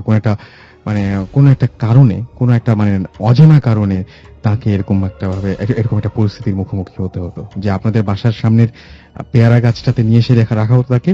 তিনি আপনাদের সবাইকে দেখতে পাচ্ছেন, বাট আপনারা কেউ তাকে দেখতে পাচ্ছেন না। এটাই তো ছিল ঘটনা, রাইট? মানে আপনি যেটা বলছেন যে আপনাদের বাসার সামনে পেয়ারা গাছের সামনে বেঁধে রাখা হতো, উনি দেখতে পেতেন আপনাদের, কিন্তু আপনি দেখতে পেতেন না। অ্যাকচুয়ালি এখানে যে ব্যাপারটা হয়েছে যে ওনাকে একদিন মানে ওই জিনটা তুলে এনে আমাদের বাসার আমাদের ঢাকার যে বাসা, সেই বাসা আমাদের ঢাকার যে বাসা ছিল, সেই বাসায় একটা পেয়ারা গাছ ছিল। সেই পেয়ারা গাছে এনে ওনাকে বসিয়ে রাখতো। না বাসায়, হ্যাঁ আচ্ছা সরি, সৌদি আরব থাকা অবস্থায় এটা ছিল না। বেসিক্যালি এটা যেটা হয়েছিল সেটা হচ্ছে উনি যখন বাংলাদেশ স্টে করছিল তখন ওই ঘটনার পরে, মানে ঘটনার পরপরই কিছুদিন পরে উনি দেশের বাইরে চলে যান। হ্যাঁ, আমিও সেটাই বলছিলাম। আচ্ছা যাই হোক, আমরা চলে যাচ্ছি আমাদের পরবর্তী ঘটনায় যাব। তবে তার আগে আমাদের একটা বিজ্ঞাপন বিরতি লাগবে এবং তারপরে পরে আমরা শুনবো একটা অডিও ক্লিপ, যেটা আমাদেরকে পাঠিয়েছেন আফ্রিকা থেকে আমাদের একজন লিসেনার। আমরা খুবই খুবই খুবই খুশি যে এতদূর থেকে তিনি আমাদের এসএমএস পাঠিয়েছেন, এই অডিওটি পাঠিয়েছেন। আপনিও চাইলে কিন্তু আপনার এরকম ঘটনাগুলো রেকর্ড করে আমাদের পাঠিয়ে দিতে পারেন এবং সেটা আপনি মোবাইল থেকে রেকর্ড করতে পারেন। আর সেজন্য আপনাকে যেটা করতে হবে, আমাদের ইমেল অ্যাড্রেসটি অবশ্যই মনে রাখতে হবে, bhutfm@radiofurti.fm। এই অ্যাড্রেসে আপনি পাঠিয়ে দেবেন আমাদেরকে আপনার ঘটনাগুলো, নাম, ঠিকানা এবং ফোন নাম্বার সহ। আপনি লিখেও ফেলতে পারেন, আপনি স্টুডিওতে এসে উপস্থিত হয়ে আপনার ঘটনা শোনাতে পারেন, বা এইভাবে অডিও ক্লিপ করে আমাদেরকে পাঠাতে পারেন। তো চলুন আমরা শুনে আসি ঘটনাটি এবং তারপরে ফিরে আসছি আবারও নতুন অতিথিদের নিয়ে। সো কোথাও যাবেন না, আমাদের সঙ্গে থাকুন। স্টে টিউনড রেডিও ফুর্তি এন্ড ডোন্ট স্টপ দ্য ফুর্তি।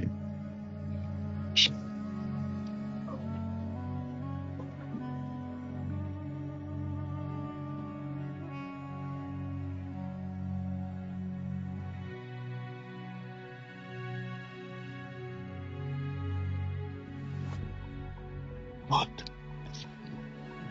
Haunted by Airtel.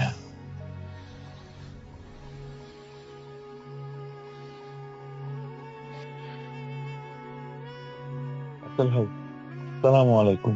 আমি জানি আপনি সবসময় ভারত বলে, তাই কথা না বাড়িয়ে ঘটনায় চলে যাই। প্রথমেই বলে রাখা ভালো, আমি জামাল উদ্দিন বিপ্লব, একজন পুলিশ অফিসার। জাতিসংঘ মিশনে এসে সুদূর আফ্রিকা মহাদেশের একটি দেশ কঙ্গো থেকে আপনার প্রত্যেকটি প্রোগ্রাম শুনে থাকি। সপ্তাহের প্রতিটি দিনই অপেক্ষায় থাকি তবে আপনার প্রোগ্রাম পেয়ে আসবে। তো যাই হোক, আমি যে ঘটনাটি শেয়ার করব সেটা আমার সঙ্গেই ঘটে যাওয়া বাস্তব অভিজ্ঞতা থেকে। আমি তখন হাই স্কুলে পড়ি। 8 দশকের ঘটনা। আমার বাবা সরকারি চাকরিজীবী, আর সেই সুবাদে আমাদের পরিবারের সবাই নীলফামারী জেলায় থাকতাম। আর আমাদের সঙ্গে আমার খালাতো ভাই আমার থেকে 6 বছরের বড়, যে কলেজে পড়তেন এবং নীলফামারী কলেজে, তাকে আমরা সবাই দাদু বলে ডাকতাম। উনি আমাদের বাসা থেকে কলেজে যেতেন। শীতের সময়ে আমি আর আমার খালাতো ভাই তাদের বাড়িতে বেড়াতে আসি। বেড়ানো শেষ হলে আমরা নীলফামারী যাওয়ার উদ্দেশ্যে গোপালগঞ্জের কাশিয়ানী থানার কাশিয়ানী স্টেশনে ট্রেনের জন্য রাত্রে 10টা-11টা বাজে ওই সময় ট্রেন আসবে। আমরা ট্রেন স্টেশনে ওয়েট করছি। বলে রাখা ভালো, তখন রোড মানে রাস্তাঘাট অতটা উন্নত ছিল না। আমাদের প্রধান কমিউনিকেশনে ছিল ট্রেনেই আমরা নীলফামারীতে যেতাম। আমরা স্টেশনে আসছি, ট্রেন আসবে, ওয়েট করছি, কিন্তু রাত 12টা 12:30 বাজে তখন খবর এলো ট্রেনের ইঞ্জিন নাকি না লাইনচ্যুত হয়ে বন্ধ হয়ে আছে, ট্রেন আসবে না। পরের দিন সকাল 10টায় সেই ট্রেন যাবে। আমাদের সেই মেসেজটা স্টেশন মাস্টার বললেন, অগত্যা আর কি করার, ফিরে যেতে হবে। আমার খালাবাড়ি স্টেশন থেকে 6-7 মাইল দূরে। আর গ্রামের রাস্তার দুই পাশে বেশ বাস ভাব, চাপ ছিল আকাশে, মৃদু জ্যোৎস্না। আমরা দুই ভাই কিছু করার নাই, বাড়িতে ফিরে যেতে হবে। খালা বাড়িতে আমরা যাওয়ার উদ্দেশ্যে স্টেশন থেকে বের হলাম। তেমন প্যাসেঞ্জার ছিল না। তো আমরা দুজন যে রাস্তাতে যাই ওদিকে কোনো লোকজন আর যাতায়াত নাই। গ্রামে রাত 12:30 1টা, অনেক রাত। যাই হোক, আমরা দুজনে হেঁটে হেঁটে যাচ্ছি, কিন্তু ভয়ও পাচ্ছি যে কি হয়, এত রাত্রে একা একা যাচ্ছি। আমার হাতে আবার ছিল টিফিন ক্যারিয়ার, যেখানে আমার খালা আমাদের খাওয়ার জন্য বড় বড় সরপুঁটি মাছ, গোপালগঞ্জের খুব সুস্বাদু এক মাছ, যেটা গোপালগঞ্জে পাওয়া যায় এবং অনেকেই জেনে থাকবেন সেই সময় পাওয়া যেত। এখন আর সেই সরপুঁটি মাছ দেখা যায় না। 6-7 পিস সরপুঁটি মাছ ভাজা টিফিন ক্যারিয়ারের ভিতরে, আর ভাত ছিল আর কি, আমাদের জন্য দিয়েছিলেন খালা।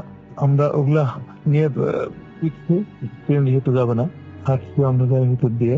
ব্যাগ আমার দাদুর হাতে, আমরা সবাই দাদু বলি যাচ্ছি, হ্যাঁ আমার খালাতো ভাই। তো হাঁটছি, ভয় লাগছে। আমার দাদু আমাকে বললো যে তুই কোন রকম এদিক ওদিক দেখাবি না, সোজা আমার পেছনে পেছনে হাঁটতে থাকবি, এদিক ওদিক দেখার দরকার নেই, ভয় পাবি না। আর আরেকটা কথা বলে রাখি, রাত্রে মাছ নিয়ে কখনো আসলে যেতে হয় না কোথাও, এটা আমার জানা ছিল না। তো দাদু আমাকে বলেনি, ওইভাবে বলেনি যে আমি ভয় পাবো। আমার হাতে টিফিন ক্যারিয়ার দিয়ে আমি আমার দাদুর পেছনে পেছনে হাঁটছি।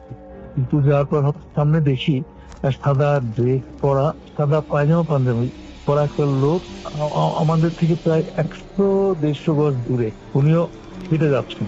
তো আমি খেয়াল করার পর দাদুকে বললাম, দাদু সামনে যেন পাখি দেখা যায়। দাদু বলল, হ্যাঁ আমিও দেখছি, দেখি ডাক দিই। দাদু ডাক দিলেন, ভাই শুনছেন? আমিও ডাক দিলাম, হুজুর শুনছেন আমাদের? তো দেখলাম উনি আমাদের দিকে পেছন ফিরে তাকালেন একবার, এটা বুঝতে পারলাম, একটু দাঁড়ালেন। দাঁড়ায় আমরা তখন দৌড়াচ্ছি, দৌড় শুরু করছি যে ওনার কাছে যাই। তো হুজুর তার সঙ্গে থাকলে তো সাহসও থাকবে, ভয় লাগবে না। হুজুরকে ডাকার পরপরই হুজুর একটা বিকট চিৎকার করে উঠলো। দেখলাম, আমি ব্যাপারটা খেয়াল করলাম, হুজুর শুধু এইটুকু শুনলাম, লা ইলাহা ইল্লাল্লাহ মুহাম্মাদুর রাসূলুল্লাহ, এরকম একটা মানে কালেমা একটা চিৎকার করে বলে হুজুর দৌড় শুরু করলো। ঠিক আমরা যেভাবে দৌড়াচ্ছি উনিও দেখি অন্যদিকে দৌড় শুরু করছে, রাস্তা দিয়ে সোজা। আমরাও তাকে পাওয়ার জন্য দৌড়াচ্ছি, সে সোজা ওদিকেই দৌড়াচ্ছে।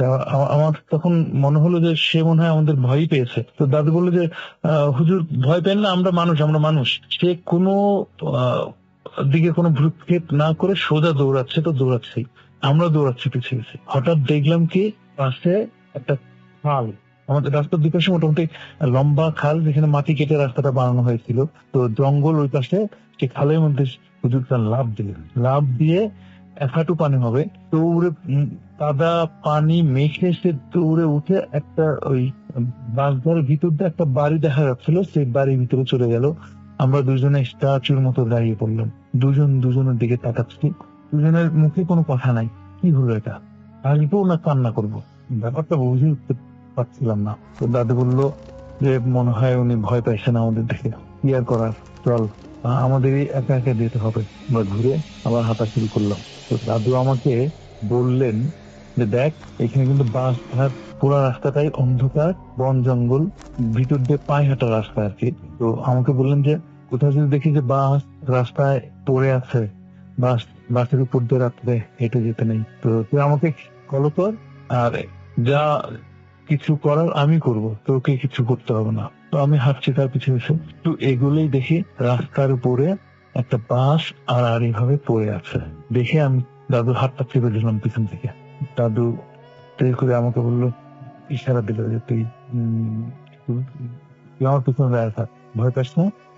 ঠিক এরকম একটা হাতের দিয়ে ইশারা দিল, কথা বললো না, হাত দিয়ে বোঝালো যে তুই ভয় পাস না, আমি আছি। তখন একটু যে দাদু দোয়া দূর করতেছিলেন, আমাকে বললো তুই সালামের তৈরি পর। কিন্তু তখন আইটেল কুস্তি জানতাম না আমি। তো দাদু জোরে আইটেল কুস্তি করার সাথে সাথে বাসটা অজরে অজরে উঠে অন্য বাসের সঙ্গে ঠাক করে একটা বাড়ি লেগে দাঁড়িয়ে পড়লো। দাদু বললো তুই আমার পিছনে দৌড়া। আমি দৌড় শুরু করলাম, দাদু দৌড়াচ্ছে সামনে সামনে, আমি পিছিয়ে পিছিয়ে, কোনো দিকে তাকানো নাই, জাস্ট সম্মোহনের মতো আমি দাদুকে ফলো করছি, দৌড়াচ্ছি। তো আমাদের দৌড়ানোর সময় আমাদের দুপাশেই যে উম, জঙ্গল ছিল, বাঁশ বিভাগ ছিল, ঠিক যেমনটি দেখতে মনে করেন রাসেল ভাই, একটা ট্রেন যাচ্ছে স্পিডে, ট্রেন লাইনের দুপাশে অনেক জঙ্গল থাকে। তো ওই ট্রেনের ইঞ্জিন যখনই ওই আহ, জঙ্গলের পাশ দিয়ে যখনই ক্রস করে, তখন কিন্তু বাতাসে আলোড়িত হয় দুই পাশে। ইঞ্জিন যত সামনে আগায় তখন ঠিক সঙ্গে সঙ্গে দুই পাশে ঢেউটাও ওরকম আস্তে আস্তে এগোতে থাকে। এক্স্যাক্টলি আমার কাছে মনে হলো আমাদের দুই পাশে ওরকম, আমরা দৌড়াচ্ছি আর দুই পাশে গাছপালা ওরকম ঝড়ের মতো আর কোথাও নাই, আন্দোলিত হচ্ছে, বাসে বাসে শব্দ হচ্ছে, বাড়ি খাচ্ছে। আমি কি বলবো রাশি ভাই, আমি ঠিক আপনাকে বোঝাতে পারছি না। এখনো সেই স্মৃতি মনে পড়লে আমার ভয়ে আমার লোম দাঁড়িয়ে যায়। দৌড়াচ্ছি কখন যে আমার থালা বাসায় এসে পড়েছে, ঠিক মানে ছিল না। থালা বাসায় পৌঁছানোর সাথে সাথে আমি সেন্সলেস হয়ে গেলাম। তো আর কিছু জানি না। আমি যখন আমার সেন্স আসলো, দেখলাম আমার মাথায় পানি দিচ্ছে। রাত তখন প্রায় 2টা 2:30, পাশে এক হুজুর ছিলেন, দেখে যে উনি আমাকে দোয়া দূর করে আমার গায়ে ফু দিলেন। আমার খালামণি লবণের শরবত গুলিয়ে আমাকে খাইয়ে দিলেন আর কি। তো গ্রামে একটা রেওয়াজ আছে, দেখুন ভয় পেলে নাকি লবণ শরবত খেতে হয়। তো আজও হাসি লাগে চিন্তা করলে যে লবণের শরবত আসলে খেয়েছিলাম আমি, যে আমি কিউর হয়ে উঠবো এটা চিন্তা করে। তো এই হলো আমার অভিজ্ঞতা। আর লাখো লিসনারকে আমার এই সুদূর কঙ্গো থেকে শুভেচ্ছা রইল। খোদা হাফেজ। What? Haunted by Airtel.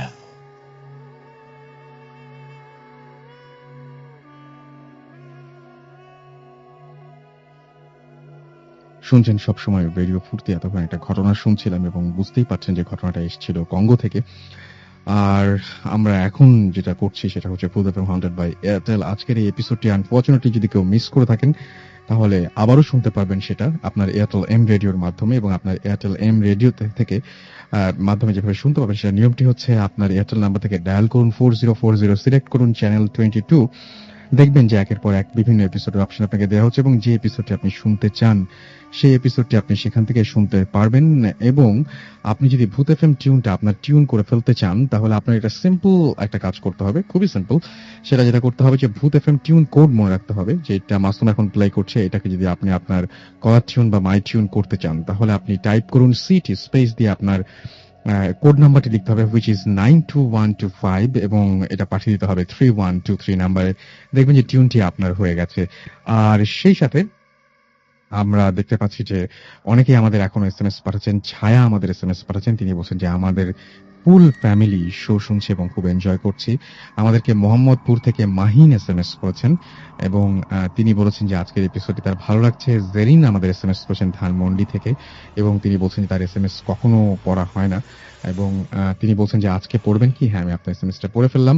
আমাদেরকে নায়লা গুলশান থেকে এসএমএস করেছেন এবং তিনি বলছেন যে তিনি অনেক ভয় পাচ্ছেন এবং তিনি তার ছোট ভাইয়ের সাথে ভয়ের কারণে ছোট ভাইয়ের সাথে ঘুমাচ্ছেন। আমাদেরকে পারিসা এসএমএস করেছেন এবং তিনি বলেছেন যে আজকে তিনি ফোর্থ টাইম তিনি এসএমএস পাঠাচ্ছেন এবং তিনি বলছেন যে এসএমএসটি পড়ে ফেলতে সামনে এক্সাম, বাট তবুও তিনি ভূত এফএম শুনছেন। এক্সাম খারাপ হলে কিন্তু ভূত এফএম কোনোভাবেই দায়ী না। রেজদা আমাদের এসএমএস করেছেন এবং বলছেন রাসেল ভাই হোয়াটসঅ্যাপ, এবং তিনি বলছেন যে ভূত এফএম তিনি অনেক পছন্দ করেন। চিটাগং থেকে তিনি এসএমএসটি করেছেন। আর সাইম এসএমএস করেছেন, তিনি এবং তার ওয়াইফ জান্নাত দুজনে একসাথে ভূত এফএম শুনছেন। এছাড়াও হিমেল আমাদের সাথে রয়েছেন, আমাদের সাথে রয়েছেন সাফওয়ান মগবাজার থেকে ঈদ মোবারক জানিয়েছেন তিনি সবাইকে। মাসুদ পারভেজ আমাদের এসএমএস করেছেন চট্টগ্রাম থেকে এবং তিনি বলছেন যে তিনি ভূত এফএম অনেক বেশি পছন্দ করেন আর মাসুম ভাইকে তিনি থ্যাঙ্কস জানিয়েছেন।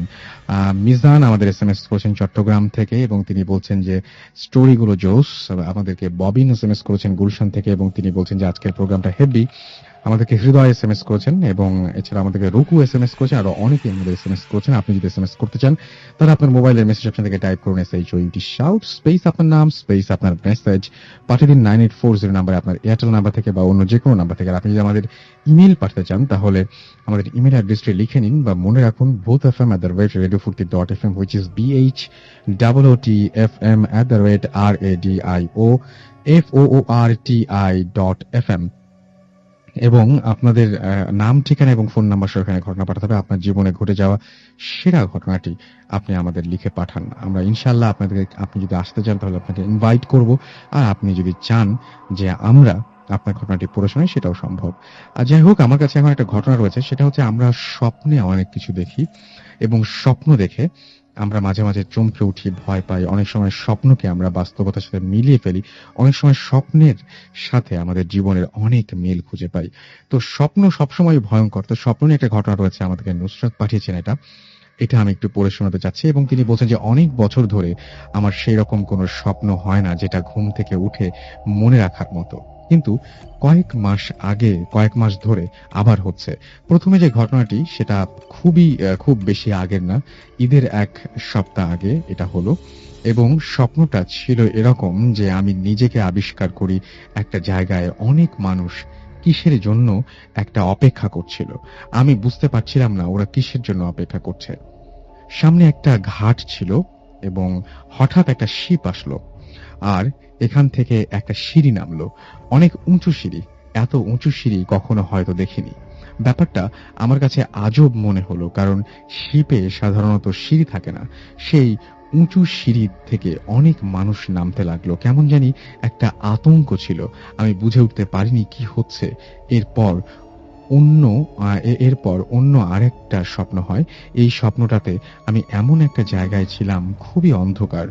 স্বপ্নে কিছু বিষয় আছে এবং কিছু ফিলিংস আছে যেটাতে মনে হয় যে আমি বুঝি আচ্ছা, যেটাতে মনে হয় যে বুঝি, কেন বুঝি সেটার পিছনে কোনো ব্যাখ্যা নেই। আচ্ছা, আমরা জাস্ট বুঝি, জানি বা বুঝি, তার পিছনে কোনো ব্যাখ্যা নেই।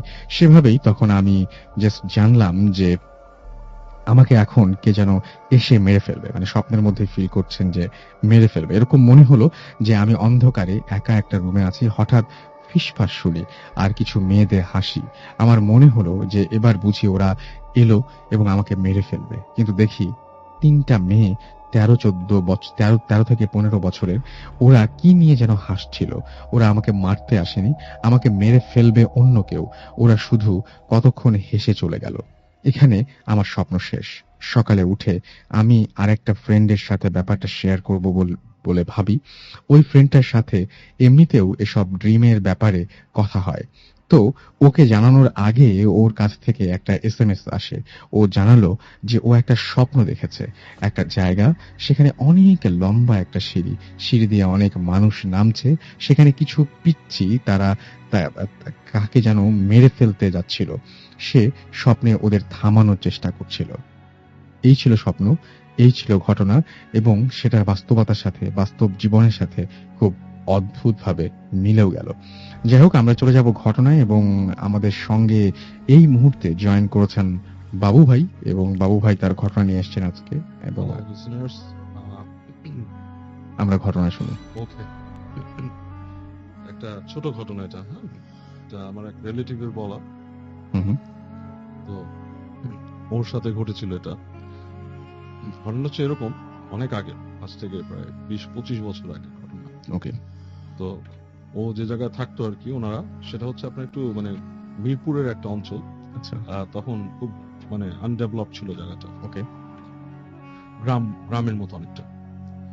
তো ওখানে একটা পুকুর ছিল। তো পুকুরটা বেশ মানে বদনাম ছিল যে ওই পুকুরে আপনার অনেক কিছু দেখে অনেকে। হুম, হুম, যেমন একবার একজন দেখলো যে পুকুরের ওই পারে দুপুরবেলা, ভর দুপুরে, যে একটা বুড়ি দাঁড়ায় আছে।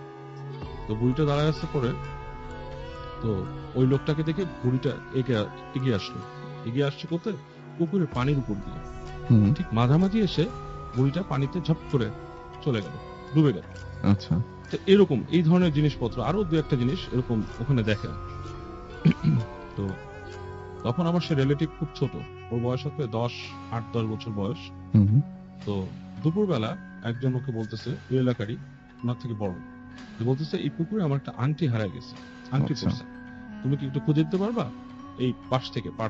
হুম, হুম, তো ও ছোট মানুষ, ও মনে করছে আংটি হয়তো পাওয়া যাবে, বলছে স্বর্ণের আংটি। তো ও পানিতে নামছে, নেমে অনেকক্ষণ খোঁজাখুঁজি করলো। খোঁজাখুঁজি করে সে কিছু পায়নি, পাওয়ার কথাও না। তো ওখান থেকে সে উঠে আসে অনেকক্ষণ খোঁজাখুঁজির পরে, তখন দেখে কেউ নাই। তো ও বাসায় আসে। হুম, আসার পরে দেখে তখন ওর বড় বোনের একটা মানে বাচ্চা হয়েছে, তখন ছোট ছোট বেবি। তো ও বলে যে বেবিটাকে কোলে নেয় আর কি। কোলে নেওয়ার পরে বাচ্চাটা খুব কান্না শুরু করে, খুব জোরে কাঁদতে থাকে, আচ্ছা, মানে একদম অ্যাবনর্মাল কান্না আর কি। তো যখন এরকম কান্না করে, তো ওর বাচ্চার মা কোলে নিয়ে নেয় বাচ্চাকে, আবার থামানোর চেষ্টা করে। তো বাচ্চাটা মোটেই থামছিল না, হুম, হুম, মানে কাঁদতে কাঁদতে একদম আপনার গায়ের রং একদম নীল হয়ে যাচ্ছিল। তো সন্ধ্যার পরের দিকে একটু কান্না থামে। তো এইভাবে মনে করেন যে রাত চলে আসে, রাত নেমে আসে। This track was downloaded from FusionBD.com. তো ওরা যে বাসাটায় থাকতো, বাসাটা ছিল একতলা বাসা, হুম, টিনের ছাদ। রাতের বেলা ঘুমানোর অ্যারেঞ্জমেন্টটা ছিল ওই আমার সে রিলেটিভ, সে তার বড় বোনের সাথে ওই রুমেই থাকতো আর কি। হুম, হুম, বড় বোন, তার বাচ্চা আর সে। তো ওরা যখন ঘুমায় আছে, এই সময় রাতের বেলা ও দেখলো, ওই রিলেটিভটা দেখলো যে বাসার যে জানালা আছে ওখানে জোরে বাতাস আসলো, বাতাস এসে পর্দাটা একটু নড়লো। তারপর ঠিক জানলার সামনে একটা মানুষের মতো অবয়ব দাঁড়ানো, এবং মানুষটা যে মানে দাঁড়ায় আছে, মানুষ ঠিক না, যে অবয়বটা দাঁড়ানো, তার মুখটা অনেকটা পাখির ঠোঁটের মতো লম্বা, বেশ আচ্ছা, লম্বা টাইপের একটা। তো সেই জিনিসটা, এবং মানে বেশ ছায়ার মধ্যে কালো রং বোঝা যাচ্ছে, সেটা হেঁটে হেঁটে হেঁটে আসলো, আস্তে আস্তে হেঁটে হেঁটে এসে ঠিক ওই ওদের মাথার কাছে এসে দাঁড়ালো। দাঁড়ায় হাত দিয়ে ওই বাচ্চাটাকে ধরার চেষ্টা করতেছে। তখন সে তার বোনকে ডাক দিল জোরে, বোনকে ডাক দিল। বোন ঘুম থেকে উঠলো, বাচ্চাটাও কান্না শুরু করলো আবার, এবং বাচ্চাটা কাঁদতেই থাকলো সারা রাত। ভোরের দিকে আবার বাচ্চার কান্না থামছে, আবার সবাই ঘুমাতে গেছে। হুম হুম। তো বড় বোন এটাকে আমলে নেয় নিয়ে ছোট মানুষ কি বলতেছে, বাট এগেইন আবার ঘুমানোর চেষ্টা করছে। তখন ও আবার দেখে ঠিক ওই জিনিসটাই, সেই ঠোঁটের মতো লম্বা দাঁড়ায় আছে দূর থেকে, এবং মানে হাতগুলা বাড়িয়ে দিচ্ছে সামনে। এবং তখন সে ভয় পেয়ে আবার সে ডাক দিল। ডাক দেওয়ার পরে আবার ওই বোন উঠলো আর বাচ্চাটাও কান্না শুরু করলো। তো পরবর্তীতে আর কি পরদিন ওরা একটা হুজুরের কাছে যায়। ওখানে একটা হুজুর ছিল, মৌলানা। উনি এসে বলে বাচ্চাটা কাঁদছিল, সকাল থেকে অনবরত কাঁদছিল। তো হুজুরের কাছে যায়, তো হুজুর তখন বলে যে এখানে কোনো খারাপ জিনিস আসছিল বাচ্চাটার কাছে। আচ্ছা, এবং খারাপ জিনিসটা সম্ভবত কোনো জায়গা থেকে আসছে এবং বাচ্চাটার উপর ওই খারাপ জিনিসের নজর পড়ছে। আচ্ছা। তো তখন হুজুর ওই বাচ্চাটাকে দুটা আর কি আপনার কালো সুতা পরে হাতে দেয়। তো কালো সুতা হাতে দেওয়ার পর থেকে বাচ্চাটার কান্না থেমে যায়। এটাই একটা ছোট ঘটনা আর কি। ওকে, আমরা নেক্সট ঘটনাটা শুনে ফেলি। নেক্সট ঘটনাটা এটা একটু বড় হবে কিন্তু। আচ্ছা। একটু বড়। আচ্ছা, এটা হচ্ছে আমার আরেক রিলেটিভের ঘটনা। উনি যখন ছোট, ওনার বয়স 13-14 বছর, তখন ওনারা গ্রামে মুভ করে আর কি। সাম রিজন ওনারা গ্রামে মুভ করে যায়। তো গ্রামে মুভ করার পর মানে যখন সে ছোট ছিল, হি ওয়াজ এ ব্রিলিয়ান্ট কিড। হ্যাঁ, মানে পড়াশোনা খুব ভালো করতো, রেজাল্ট ভালো করতো, কিন্ডারগার্টেনে পড়তো। তো গ্রামে মুভ করার পর থেকে আস্তে আস্তে সে কেমন একটু মানে অন্যরকম হওয়া শুরু করে। তার বুদ্ধি কমে যায়, পড়াশোনার রেজাল্ট ভালো হয় না। তো স্বভাবতই এটা অনেকে মনে করে যে এটা মানে আপনার হয়তো ইসের জন্য হচ্ছে, মানে এনভায়রনমেন্ট চেঞ্জ, হ্যাঁ, সবকিছু চেঞ্জের জন্য। বাট জিনিসটা একটু ডিফারেন্ট। হ্যাঁ, জিনিসটা এরকম মানে এমন কিছু অ্যাবনর্মাল কাজ সে করে, হঠাৎ করে খাওয়ার প্রতি অনুরক্ত হয়ে যায়। আপনার দেখা যাচ্ছে যে সে অনেক দুধ খাচ্ছে, অনেক খাচ্ছে, হ্যাঁ, বা যাই খাচ্ছে অনেক যাই বেশি খাচ্ছে খাচ্ছে। অনেক খাচ্ছে। এবং সে সন্ধ্যার সময় দেখা যাচ্ছে মাঝে মাঝে বাসার থেকে দূরে যে বাসার মধ্যে মাটির যে বড় বড় ঢিলগুলো থাকে, বাসার ছাদে ঢিল মারতো নিজেই। আচ্ছা। তো এরকম অবস্থা আস্তে ধীরে তার ফ্যামিলি তাকে ঢাকায় মুভ করে নিয়ে আসে একসময়, সে যখন হাই স্কুলে পড়ে তখন। ওকে। তো সেই সময় কিছু অ্যাবনর্মাল অ্যাক্টিভিটিস সে করে, হ্যাঁ, মানে এই ধরনের কিছু অ্যাবনর্মাল অ্যাক্টিভিটিস করে। তার শারীরিক শক্তি এত বেড়ে গেছিল যে সে একটা স্টিলের আলমারি খালি হাতে মোচড় দিয়ে ভেঙে ফেলতো লকটা। এন্ড সে তখন আপনার he was a student of 8th grade or 9th grade. আচ্ছা। এই সময় সেরকম করতে পারতো। তো এনিওয়ে, তার এই ধরনের আচরণের জন্য তার মা যেটা করে, তাকে একজন হুজুরের কাছে নিয়ে যায়। তো সেই হুজুর বলে যে মানে সে প্রজেসড বাই সাম জিন বা খারাপ জিনিস দ্বারা প্রজেসড। ওকে। তো বিভিন্ন ভাবে হুজুর রেমেডি দেয় ঠিক করার জন্য। তার মধ্যে একটা রেমেডি ছিল যে তার গায়ে কাঁচা হলুদ মেখে আপনার নদীর পানি নিয়ে, উজান বা ভাটি এরকম কোনো পানি নিয়ে তাকে 3 রাস্তার মোড়ে যে গোসল করানো 3 দিন করতে হবে। আচ্ছা। লাস্টের দিন পেছন ফিরে চলে আসতে হবে, তাকাতে পারবে না পেছনে। তো প্রথম দিন ইট ওয়েন্ট নরমাল, তাকে নিয়ে যাওয়া হয়, সে গোসল করে। সেকেন্ড দিনও নিয়ে যায়, সে গোসল করে। থার্ড দিন সে বেঁকে বসে, সে গোসল করবে না। আচ্ছা। মানে সে একদমই গোসল করবে না, মানে সে মানে এটা বেঁকে বসে করবে না। এনিওয়ে, সম্ভব হয় না। তো সেই রিলেটিভ একদিন আমাদের বাসায় থাকতে আসে। আমাদের বাসায় আমার সম্পর্কে মামা হয়, উনি আমাদের বাসায় থাকতে আসে। আসার পরে উনি বলছে আমার কাছে যে ইউনো আমার একটা ফ্রেন্ড আছে, হ্যাঁ, আমার ফ্রেন্ড আছে, মানে সে দেখতে এরকম, আমাকে বর্ণনা দিচ্ছে, হ্যাঁ, যে এরকম, যে সে দেখতে এরকম আপনার কালো রঙের, she is very beautiful and everything. সে আমার সাথে আসে, আমরা কথা বলি, হ্যাঁ, we have good times together. তো আমি প্রথম ভাবতাম যে এটা তার ফ্যান্টাসি, আমি ওইটাই চিন্তা করে নিছি যে তার ফ্যান্টাসি হবে। এনিওয়ে, তো সে আমাকে বলতেছে যে আমাকে বলছে তোমাদের বাসা আসলে আমি যাতে একলা রুমে থাকি, আচ্ছা। একলা যে রুমটা ওটাতে যাতে আমি থাকি, তোমাদের কারোর সাথে থাকতে না। তা আমি বলছি এটা কোনো কথা নাকি, একলা রুমে কেন থাকবেন, আমি টেনে তাকে নিয়ে আসছি, বলছে আমার রুমেই থাকেন। তো ঠিক তখন বাজে রাত 1টার মতো, হ্যাঁ, পুরো বাসা নির্ঝুম, আশেপাশের পরিবেশ সব নিঝুম হয়ে গেছে রাত। এই সময় হঠাৎ সে আমাকে বলতেছে যে ও আসছে। তাই বললাম ও আসছে মানে? যার বর্ণনা হ্যাঁ, একবার বলছে আমার আগে সেই দিয়েছে friend আর কি। আসবে। আমি বললাম যে কোথায়? হঠাৎ আমি দেখলাম যে আমার যে দরজাটা, ওইটার মধ্যে খুব জোরে কেউ ধুপ করে একটা নক করলো। নক ঠিক না, একটা কিল মারার মতো, খুব জোরে। তা আমি মানে অবাক হয়ে গেছি, দরজায় কিল মারলো কে? দরজায় কিল মারা কেউ নেই। আমি সাথে সাথে কে বলে বেরোলাম, বেরোয় দরজা খুললাম, খুলে দেখি আমাদের তখন একতলা বাড়ি, উঠানটার মধ্যে কেউ নাই, পুরো ফাঁকা একটা উঠান, নোবডি ইজ দেয়ার। এবং বাড়ি কিন্তু বাসার দেয়ালগুলো অনেক উঁচা ছিল, প্রায় 12 ফিটের মতো। সো মানে এটা পসিবল না কেউ ঢুকে ওখানে একটা কিল মেরে চলে যাবে। সো তখন আমি কিন্তু কিছুটা একটু ভয় পেলাম ব্যাপারটা নিয়ে, যে আসলে সামথিং কুড এক্সিস্ট। এবং এই এই রিলেটিভেরই একটা ঘটনা আপনাকে এর আগে আমি একবার ভূতের ফিল্মে বলছিলাম যে আমি শুয়েছিলাম, আমি আর উনি একবার এক জায়গায় ছিলাম বাসায়, তো দেখছিলাম যে একটা ছায়ার মতো হেঁটে আসছে। হ্যাঁ, এটা কিন্তু এই ঘটনারই একটা এক্সটেনশন ওটা ছিল। আচ্ছা। ওই জিনিসটা আমি পরে এক্সপিরিয়েন্স করি। তো এটার পরে আমার সেই রিলেটিভের বাবা মা তারা ডিসিশন নেয় যে তাকে আর কাউকে দিয়ে দেখাবে, অন্য কোনো মানে উইচ ডক্টর বা কাউকে দিয়ে। তো এরকম এক উইচ ডক্টরের কাছে তারা যায়। যাওয়ার পরে সে বলে যে মানে হি গট পজেসড, আসলে সে পজেসড, এবং এটা কিন্তু দ্বিতীয় জন বললো যে পজেসড সে, এবং তখন তাকে একটা তাবিজ দেয় আচ্ছা। গলায় রাখাটা। তো সে গলায় তাবিজ রাখতো সবসময়। তো এবং সে তখন বলতো যে, তখন আমি তো বলতাম যে কি ঘটনাটা কি, বলে যে তাবিজ দেওয়ার পর থেকে আসলে আমার কাছে কিন্তু খুব একটা আসে না আচ্ছা, আচ্ছা। যখন আমার কাছে তাবিজ থাকে তখন আসে না, আমাকে বারবার দূর থেকে বলে তাবিজটা খুলে রাখতে। একদিনকার ঘটনা, ওই সময় আমি তখন অনেক ছোট, হ্যাঁ, তো বাংলাদেশে আপনার তখন মানে তখনও কেবল টিভি ইন্ট্রোডিউসড হয়নি, মানে আচ্ছা। মানে অনেক তার আগে কয়েকদিন কথা। পরেই হবে আর কি, হুম, হুম, মানে ওই 90s এর আগের দিকে বুঝতে ঘটনা। পেরেছি। তো ওই সময় একদিন তখন ওই যে আপনার একটা প্রবণতা এসেছিল, আপনার মনে আছে হয়তো, যে আপনার অ্যান্টেনা উঁচু করে যে ইন্ডিয়ার হুম, হুম, হুম। এই টেলিভিশন দেখা চ্যানেল একটা শখ মানে হয়। জাস্ট অ্যান্টেনা ঘুরিয়ে ঘুরিয়ে ক্লিয়ার Right, করতো বা right. এরকম কিছু তো একটা ওই আরকি। দিন বেশ ঝড় বৃষ্টি হচ্ছে, হ্যাঁ, আচ্ছা। মানে বাতাস, দমকা বাতাস। তো রিলেটিভের বাসায় গেছে, উনি বলতেছে যে ইন্ডিয়া দেখা যাচ্ছে না, মানে কেমন ঝাপসা আসতেছে, আমি যে অ্যান্টেনাটা টিউন করে আসি। আমি বললাম আচ্ছা যান, করেন। উনি বাইরে গেল, বাইরে যে অনেকক্ষণ পর আসছে, মানে খুব হাঁপাচ্ছে এবং গায়ের মধ্যে মনে করেন যে দাগ, ময়লা টয়লা, মানে বেশ ময়লা কাদা টাদা লাগানো। আমি বললাম কি ব্যাপার, এই অবস্থা কেন? উনি বলতেছে যে আমি গাছের ওই যেখানে বাঁধা ছিল বাঁশটার হুম, হুম। গাছের পাশ থেকে ওখানে গেছিলাম, উঠে আমি বাঁশটা ঠিক করার জন্য আমি যাচ্ছিলাম বাঁশটাকে উঁচু করে একটু গাছে হুম। বাঁধতে। আমার সাথে কিন্তু আমার তাবিজটা নাই, হ্যাঁ, তাবিজটা পকেটে ছিল। তা আমি উঠে বাঁশটা নিয়ে যখন নাকি উপর দিকে ঠিক করতে গেছে, হঠাৎ মনে হলো আমাকে কেউ তুলে নিয়ে যাচ্ছে উপরে, উঁচু আচ্ছা। উঁচু করে নিয়ে যাচ্ছে। এবং আমি তখন খুব ভয় পেয়েছি যে আমার হাতের নিচে কোনো সাপোর্ট নাই, হুম, হ্যাঁ, মানে ডাল টাল কিচ্ছু ধরে নেই, আমি উঠে যাচ্ছি উপরে। তো এই সময় আমার হঠাৎ তাবিজটার কথা মনে হচ্ছে, আমি তাবিজটাকে পকেটে হাত দিয়ে ধরছি, সাথে সাথে আমাকে ফেলে দিচ্ছে উপর আচ্ছা। থেকে। আমি ধপ করে নিচে পড়ছি। তো জিনিসটা সিরিয়াস। তো হুম, তার খুবই বাবা মা সিরিয়াস। যখন শুনছে, শোনার পরে তারা চিন্তা করলো না, এটার একটা ইমিডিয়েটলি অ্যাকশন নেওয়া দরকার। হুম, তো তারা কি করলো, ওই একটা আপনার একটা এক্সorcism, মানে আমাদের ইসলামিক কাজের যে হুম। এক্সorcism, ওটার একটা আয়োজন করলো। তো আমি তখন খুব ছোট, আমার বাবা মা শুনলো আমি বলছি যে এরকম এরকম হচ্ছে, তারা আমাকে যেতে দেবে না। আচ্ছা। তা আমি করলাম কি, পলায় চলে গেলাম সন্ধ্যার সময় ওই বাসায়। না, I was interested to see মানে হুম, কি হচ্ছে, ঘটনাটা আসলে কি।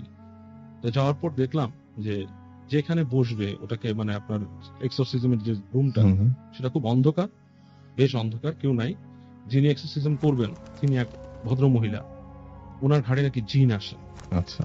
জিন আসে, 3টা বোন, একটা ভাই, হুম, বড় ভাই, এবং সে মানে সে পজেস 4টা জিন দ্বারা পজেস। হুম, হুম। আচ্ছা, তিনি ছাড়াবেন আর কি। এবং আচার অনুষ্ঠান হচ্ছে এরকম যে পুরো রুমটা বন্ধ থাকবেন, অন্ধকার, ওখানে বসবেন, বসার পরে সবাইকে মানে যা শুরু হলো আর কি, পরে যেটা বললো সবাইকে সূরা ইখলাস পড়ে 3বার সূরা ইখলাস করে শরীর বন্ধ করতে বললো। বললো যে আপনারা অনেক কিছু এক্সপেরিয়েন্স করবেন যেটা আপনারা ভয় পাবেন না, ভয় পেলে কিন্তু আপনার ক্ষতি হতে পারে। তো একটা টাইমে শুরু হলো, উনি কি দোয়া পড়লেন এবং আগরবাতি জ্বালানো, মানে এনভায়রনমেন্টটা একটু অন্যরকম। তা আমি ছোট বয়সে চিন্তা করছিলাম যে এটা কোনো মানে বোগাস কিছু নাকি, হ্যাঁ, মানে হতে পারে মানুষের সেট আপ বা সামথিং, হতেই তো পারে। তো চিন্তা করতেছি, এই সময় আমি হঠাৎ দেখলাম যে রুমের যে বাসার যে ছাদ, হুম, হুম। ছাদের ওখানে ধূপ ধাপ আওয়াজ হচ্ছে বিভিন্ন জায়গায়, হ্যাঁ, বিভিন্ন জায়গায় ধাওয়াত হচ্ছে। এবং হঠাৎ দেখলাম সিলিং ফ্যান, যেটা সিলিং ফ্যানের সাথে রশি বা কিছু দিয়ে জোরে যদি কেউ বাড়ি মারে, হুম, মানে ফ্যান থেমে যাবে বা হুম, হুম। ঘটাং করে একটা শব্দ হবে, সেরকম একটা শব্দ হলো। হুম। তারপরে এই আবছা অন্ধকারের মধ্যেই দেখতেছি যে মোমবাতি জ্বালানো ছিল। হুম, হুম। আবছা অন্ধকারে দেখতেছি যে একটা জলচৌকি ছিল, সেই জলচৌকিটা লাফ দিয়ে ছিটকে গেল দূরে, এবং সারা রুমটা অনেকটা ফুলের ঘ্রাণে ভরে গেল পুরো রুমটা। মানে এই কয়েকটা জিনিস মানে বেশ আজব। হুম, এবং হুম। তারপরে যে স্ট্রেঞ্জ জিনিসটা দেখলাম, মনে হলো যে মুখের মধ্যে অনেকেরই লাগছে, আমার নিজেরও লাগছে, মনে হচ্ছে চুল, বড় চুল দিয়ে কাউকে মুখে মারলে যেরকম হয়, কাইন্ড অফ লাইক দ্যাট, হুম, হুম। চুলের একটা ঝাপটা। তারপরে দেখলাম ওই যে মহিলা, যিনি নাকি হোস্ট, উনি হঠাৎ করে ডিফারেন্ট ভয়েসে কথা বলতেছেন, এবং ভয়েসটা কিন্তু অনেক ডিফারেন্ট, লাইক আমরা যেভাবে বলি সেগুলো বেশ ভারী, হুম, হুম। বেশ হাসকি, একটা মহিলার গলা থেকে অনেক ভারী একটা ভয়েসে উনি বলতেছেন আমি এসছি, আমার নাম অমুক, হ্যাঁ, সালাম দিল সবাইকে যে আমি এসছি, আমাকে কেন ডাকা হয়েছে। তখন বলতেছে ওই যে আমার রিলেটিভের বাবা, সে বলতেছে যে আমার ছেলেকে এরকম প্রসেস করছে আমি শুনছি, তো আমি হেল্প চাচ্ছি আপনাদের যে ওকে ছাড়ানো হোক। তো এটা বলার পরে ও বললো যে হ্যাঁ আমি জানি যে ওকে প্রজেস্ট করছে, আপনার ছেলের নাম কি অমুক? বললো হ্যাঁ, পুরো নামটাই বললো। এই এত ওর জন্ম কি এত সালে? বললে হ্যাঁ। তো বলছে আমি জানি তাকে প্রজেস্ট করছে, এবং প্রজেস্ট করছে কোথায়, যখন নাকি তার বয়স 13 বা 14 সামথিং লাগছে, আপনি মনে আসতেছে না এক্স্যাক্টলি। বলছে তখন সে গ্রামের একটা শ্মশান ঘাটের পাড় দিয়ে যাচ্ছিল সন্ধ্যার সময়, ঠিক ওই সময় ওকে দেখে তার ভালো লাগছে এবং সে প্রজেস্ট করছে। এনিওয়ে আমি দেখি কি করা যায়, আপনারা বসেন। তারপর উনি অনেকক্ষণ চুপচাপ থাকলো, একদম নিঝুম পুরা পরিবেশটা। হঠাৎ করে দেখলাম যে একটা ভয়েস কথা বলতেছে। ম্যান, মানে ভয়েসটা এমনই, আপনার সাধারণ মানুষের ভোকাল কর্ড দিয়ে বেরোনোর মতো না, মানে ইঁদুর যদি কথা বলে, জাস্ট লাইক দ্যাট। সে বলতেছে যে আমি আসছি, আমাকে ধরে আনা হয়েছে, কেন, ওয়াই? তো একই সাথে কিন্তু আরেকটা ভয়েস কথা বলতেছে, ওই মোটা ভয়েসে। দুইটা একই ভয়েস, মহিলা সব একই মহিলা, এরকম 3-4 রকমের হ্যাঁ, ভয়েস এরকম দুইটা ভয়েস হচ্ছে। মোটা ভয়েসটা বলতেছে তোমার নাম কি? সে সামথিং একটা নাম বললো, যে আমার নাম অমুক। বললো যে তুমি এই ছেলে অমুককে তুমি প্রজেস করছো কেন? তো সে বলতেছে যে ওকে আমার ভাল লাগছে। কিভাবে ভাল লাগছে? বলে অমুক সময় এত সালে সে এরকম সন্ধ্যার সময় শ্মশান ঘাটের পাড়ি দিয়ে যাচ্ছিল, তাকে আমি দেখছি, দেখে আমার খুব পছন্দ হয়েছে এবং আমি তাকে বিয়ে করব, এরকম সামথিং। তখন আরেকটা যে মোটা বয়স, সে বলতেছে যে না, কিভাবে হয়, তুমি হচ্ছে একটা বাজে শ্রেণী, সে মানুষ, তাদের মধ্যে তো বিয়ে শাদী এরকম হবে না কিছু, আর তুমি তাকে ধরবা কেন? এটা তো নিয়ম না, তোমার তোমার ইসের মধ্যে পড়ে না। তো সে বলতেছে, যাকে ধরছে, সে বলছে যে আমি এরকম আহ, ওখানে এই আর্চনা করি, সেই করি, হ্যাঁ, এবং ওকে পছন্দ হয়েছে। সে তাদের মধ্যে একটা ডিবিট হচ্ছে, হ্যাঁ। সে ডিবিটের পরে এসা বলছে তুমি ওকে ছেড়ে চলে যাও। তখন বলছে আমি কিভাবে যাব, আমি তো নদী পার হয়ে আসছি, আমি এখন তার তার মাধ্যমে নদী পার হয়ে আসছি, এখন আমি নদী পার হয়ে যেতে পারবো না। তখন আমি অলরেডি ওই সময় আমি একটা বই পড়ছিলাম, অ্যামিটিভিল হরর, জে হ্যানসনের লেখা। সেখানেও কিন্তু এই একটা পয়েন্ট ছিল, নদী পার হওয়ার ব্যাপারটা। আমি তখন চিন্তা করলাম, আমি ওইখানে চিন্তা করতেছিলাম যে হাউ কুড ইট বি, মানে যে কথাটা বলতেছে সে তো এত শিক্ষিত হতে পারে না, এই ধরনের বই পড়া বা সামথিং, কিন্তু এই একটা পয়েন্ট মিলে যাচ্ছে। এনিওয়ে, তো বললো যে তুমি চলে যাও, সে বলছে আমি যাবো না। তো তখন তাকে ছাড়ানোর চেষ্টা করলো, তাকে বললো তোমাকে আমি বোতলে বন্দি করবো। তো এইখানে হচ্ছে মজার পয়েন্টটা, যেটা নাকি আসলেই আমার কাছে যে আনবিলিভেবল জিনিস যে বিলিভেবল হয় সেটা দেখার জন্য। একটা ছোট বোতল ছিল, বোতলটা হচ্ছে আপনার ঠিক গোলাপ জলের বটল, গোলাপ জল থাকে সেই বোতলটা। ওই বোতলটা দেখলাম অন্ধকারের মধ্যে লাফানো শুরু করলো মাটির মধ্যে। আচ্ছা। মানে এক একটা লাফে মনে করেন 2-3 ফিট করে উঠতেছে এবং পড়তেছে, মানে আজব একটা ব্যাপার। এবং এক সময় কি করলো, বোতলটা শ্যাট করে এক পাশে চলে যায়, পুরা মনে হয় ছেঁচড়াতে ছেঁচড়াতে চলে গেল অনেক দূর। কারণ যে বাসাটায় করতেছিল, ওই বাসাটা পর পর একটা দুইটা তিনটা রুম ছিল, তিনটা রুমের পর ডান দিকে হচ্ছে বাথরুম। হ্যাঁ, তা আমরা এখানে তো শব্দ শুনলাম যে বোতলটা ছেঁচড়ায় দূরে গেল, তারপর সাত করে যে দূরে গ্লাস ভাঙার শব্দ হইলো, পুরা মানে আপনার চূর্ণ বিচূর্ণ হয়ে গেলে গ্লাস যেরকম, সেরকম শব্দ, এরকম শব্দ হলো। তো কিছুক্ষণ পর ওই মহিলা বলতেছে যে না, আমরা পারি নাই, আমি ওকে ভরতে পারি নাই, ও পলায় গেছে, আমি এখন পারবো না, আমি ভরতে পারবো না, এটা আমার বড় ভাইকে লাগবে। এনিওয়ে, সে বলতেছে যে আমি চলে যাব, চলে গেল। বাসা লাইট জ্বালানো হলো, সবাই দেখলো। এটা একটা আজব জিনিস যে ওই যে বোতলটা যে ছ্যাঁচড়ায় গেছে ওইখান দিয়ে, বোতলের সাথে মানে ভিজা ছিল বা সামথিং, পুরো দাগ। প্রায় আপনার আমি বলবো কি, মানে এক একটা রুম ধরেন 10 ফিট করে ছিল মিনিমাম, মানে 30-40 ফিট যে আবার এটা টার্ন নিচ্ছে রাইটে, এবং গ্লাসটা ভাঙছে ঠিক বাথরুমের যে প্যান থাকে লো কমোড যেটা, সেটার আশপাশে গ্লাস ভাঙছে।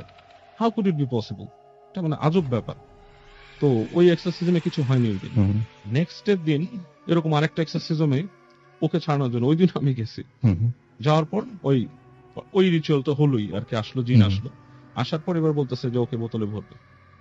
তো আবার সেই ওরকম প্রসিজার হলো, তাকে ধরে নিয়ে আসলো, এসে ঝগড়াঝাটি, তারপরে ওই বোতল লাফালাফি হলো। তারপর এক সময় বললো যে তাকে বোতলে ভরে ফেলা হয়েছে। এখন ইন্টারেস্টিং পার্ট হচ্ছে, আমার ইচ্ছা ছিল, আমার শুধু শখ ছিল দেখার যে বোতলের মধ্যে আমি দেখবো যে কি ভরা হয়েছে, মানে হাউ ডাজ ইট লুক, বোতলে যেহেতু ভরা হয়েছে শুনতেছি চিপিয়াটা। তো এনিওয়ে, তো জিন চলে গেল, হোয়াটএভার, বোতলে ভরা, লাইট জ্বালানো, দেখলাম বোতলের ভেতরে একটা টিকটিকি, ইটস নট এনিথিং, একটা টিকটিকি, এবং এটার টেক্সচারটা একটু ডিফারেন্ট, ইসের একটা টিকটিকি। তো জিজ্ঞেস করলো সবাই যে টিকটিকি কেন? বললো টিকটিকি যে যে নাকি জিনের হোস্ট ছিল, সে নর্মাল। তখন সে বলতেছে যে আপনার কি মনে হয় যে একটা জিন ভূত ভিতরে এরকম দেখা দিবে, সে যে আপনি দেখতে পারেন ভিতরে একজন আটকানো, সেরকম কিছু? সেরকম কিছু তো দেখবেন না আপনি। বোতলটাকে কোথাও ফেলে দেন, এটা যদি খোলা পায় বা ছাড়া পায় আপনাদের ক্ষতি করবে কোথাও। এনিওয়ে বোতলটা রিমুভ করে ফেলে দেয় বা সামথিং। তো এখানে আমার দুটো প্রশ্ন, আমি একটা তো ওইটার উত্তর পেলাম না, বোতল শেষ হয় কিভাবে গেল। এখানে যদি কেউ একটা মানে ট্রিক্স করে যে আমি একটা খেলা খেলতেছি, এটা তো সম্ভব না। একটা বোতলকে এভাবে ছেঁচড়ে এত দূর নিয়ে ওখানে ভাঙবে কিভাবে? এবং সেকেন্ড থিং হচ্ছে, ওই যে আমার যে রিলেটিভ, তার সাথে আমি গল্প করতাম, হি ওয়াজ লাইক মাই বাড়ি। সে কিন্তু আমাকে বলতো যে সে যাকে দেখে, তার কাছে যে আসে, সে তার গায়ের রং হচ্ছে বেশ কালো, সে সাদা শাড়ি পরে এবং সে কালী পূজারী। কালী পূজারী এবং দেখতে আপনার বলছে যে কালো কালো কিন্তু খুব সুন্দর, ঠিক আছে। এবং ওই যে জিনের যে মহিলাটা, যে হোস্ট, সেও কিন্তু সেম বর্ণনা দিছে, একইভাবে এবং একই বর্ণনা, এবং তাদের মধ্যে কিন্তু কোনো কথা হয়নি। ওই আমার সে রিলেটিভের সাথে হোস্টের সাথে একটা কথাও হয়নি, Right. কিন্তু তারা দুইজন সেম বর্ণনা দিচ্ছে। এবং ওই যে দরজার মধ্যে কিল মারা ব্যাপারটা আমার নিজের কানে শোনা, Right. বোতলটাকেও যাওয়ার সিনটা আমার নিজের দেখা। হ্যাঁ, অনেক ইন্টারেস্টিং একটা ঘটনা। দেখা। হ্যাঁ, থ্যাংক ইউ সো মাচ। আমাদের কাছে বেশ কিছু এসএমএস চলে এসেছে এবং আমি দেখতে পাচ্ছি যে আমাদের এসএমএস এর মধ্যে আমাকে এসএমএস করেছেন শামীম, তিনি এবং তার ওয়াইফ এসএমএস পাঠিয়েছেন এবং তারা আমাদের সাথে আছেন, তারা শুনছেন একসাথে। উপমা আমাদের এসএমএস করেছেন এবং তিনি বলছেন যে আমার এসএমএস আপনি পড়েন না, আমি এফএম শুনছি, ভয় লাগছে। এছাড়াও স্বপন ঢাকা ক্যান্টনমেন্ট থেকে আমাদের এসএমএস করেছেন এবং তিনি বলেছেন যে তিনি এই প্রোগ্রামটা অনেক মিস করবেন, বিকজ তিনি মানে he is going to London on Sunday. এবং তিনি বলছেন যে তিনি ইমদাদ এবং রেজাউল এবং নাজমুল সহ তারা সবাই মিলে এই প্রোগ্রামটি শুনছেন। দিবা আমাদের এসএমএস করেছেন চট্টগ্রাম পাহাড়তলি থেকে এবং তিনি বলছেন বাবু ভাইকে আমার চরম একটা সালাম, আমি ওনার দারুণ ফ্যান, আমি জানিয়ে দিলাম বাবু ভাইকে সেটা। আমাকে জানু এবং তৃষা এসএমএস করেছেন কুমিল্লা থেকে, তারা 6 তলার ছাদে বসে ভূত এফএম শুনছেন। আইয়ুব আমাদের এসএমএস করেছেন এবং তিনি বলছেন যে আমার ভয় এবং আনন্দ দুটোই লাগছে। নারায়ণগঞ্জ থেকে এসএমএসটি পাঠিয়েছেন। আবির আমাদের এসএমএস করেছেন এবং তিনি বলছেন যে আমি তো বেডের নিচে বসে ভূত এফএম শুনছি, মানে কত আজব জায়গা হতে পারে ভূত এফএম শোনার জন্য।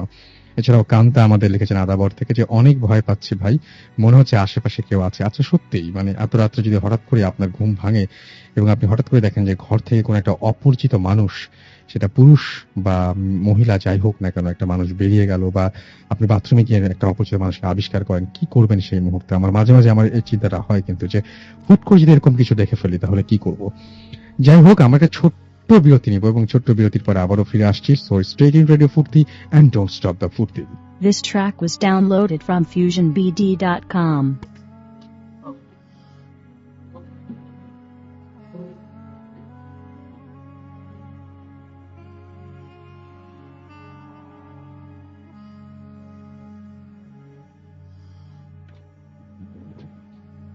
What? Haunted by Airtel.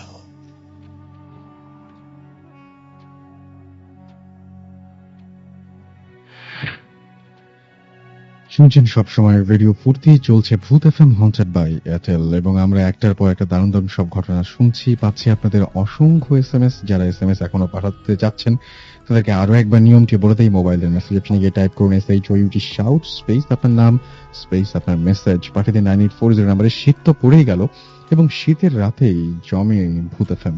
So আমার মনে হয় যে অনেক ভালো লাগছে আপনাদের এবং আশা করছি যে পুরো শীত জুড়েই আমরা আপনাদের দারুণ দারুণ ঘটনা উপহার দিতে পারবো। আর সেই জন্য চাইবো আপনাদের কাছ থেকে গল্প, ঘটনা এবং সেই ঘটনাগুলো আপনারা নাম, ঠিকানা এবং ফোন নাম্বার সহ আমাদের কাছে পাঠিয়ে দিন।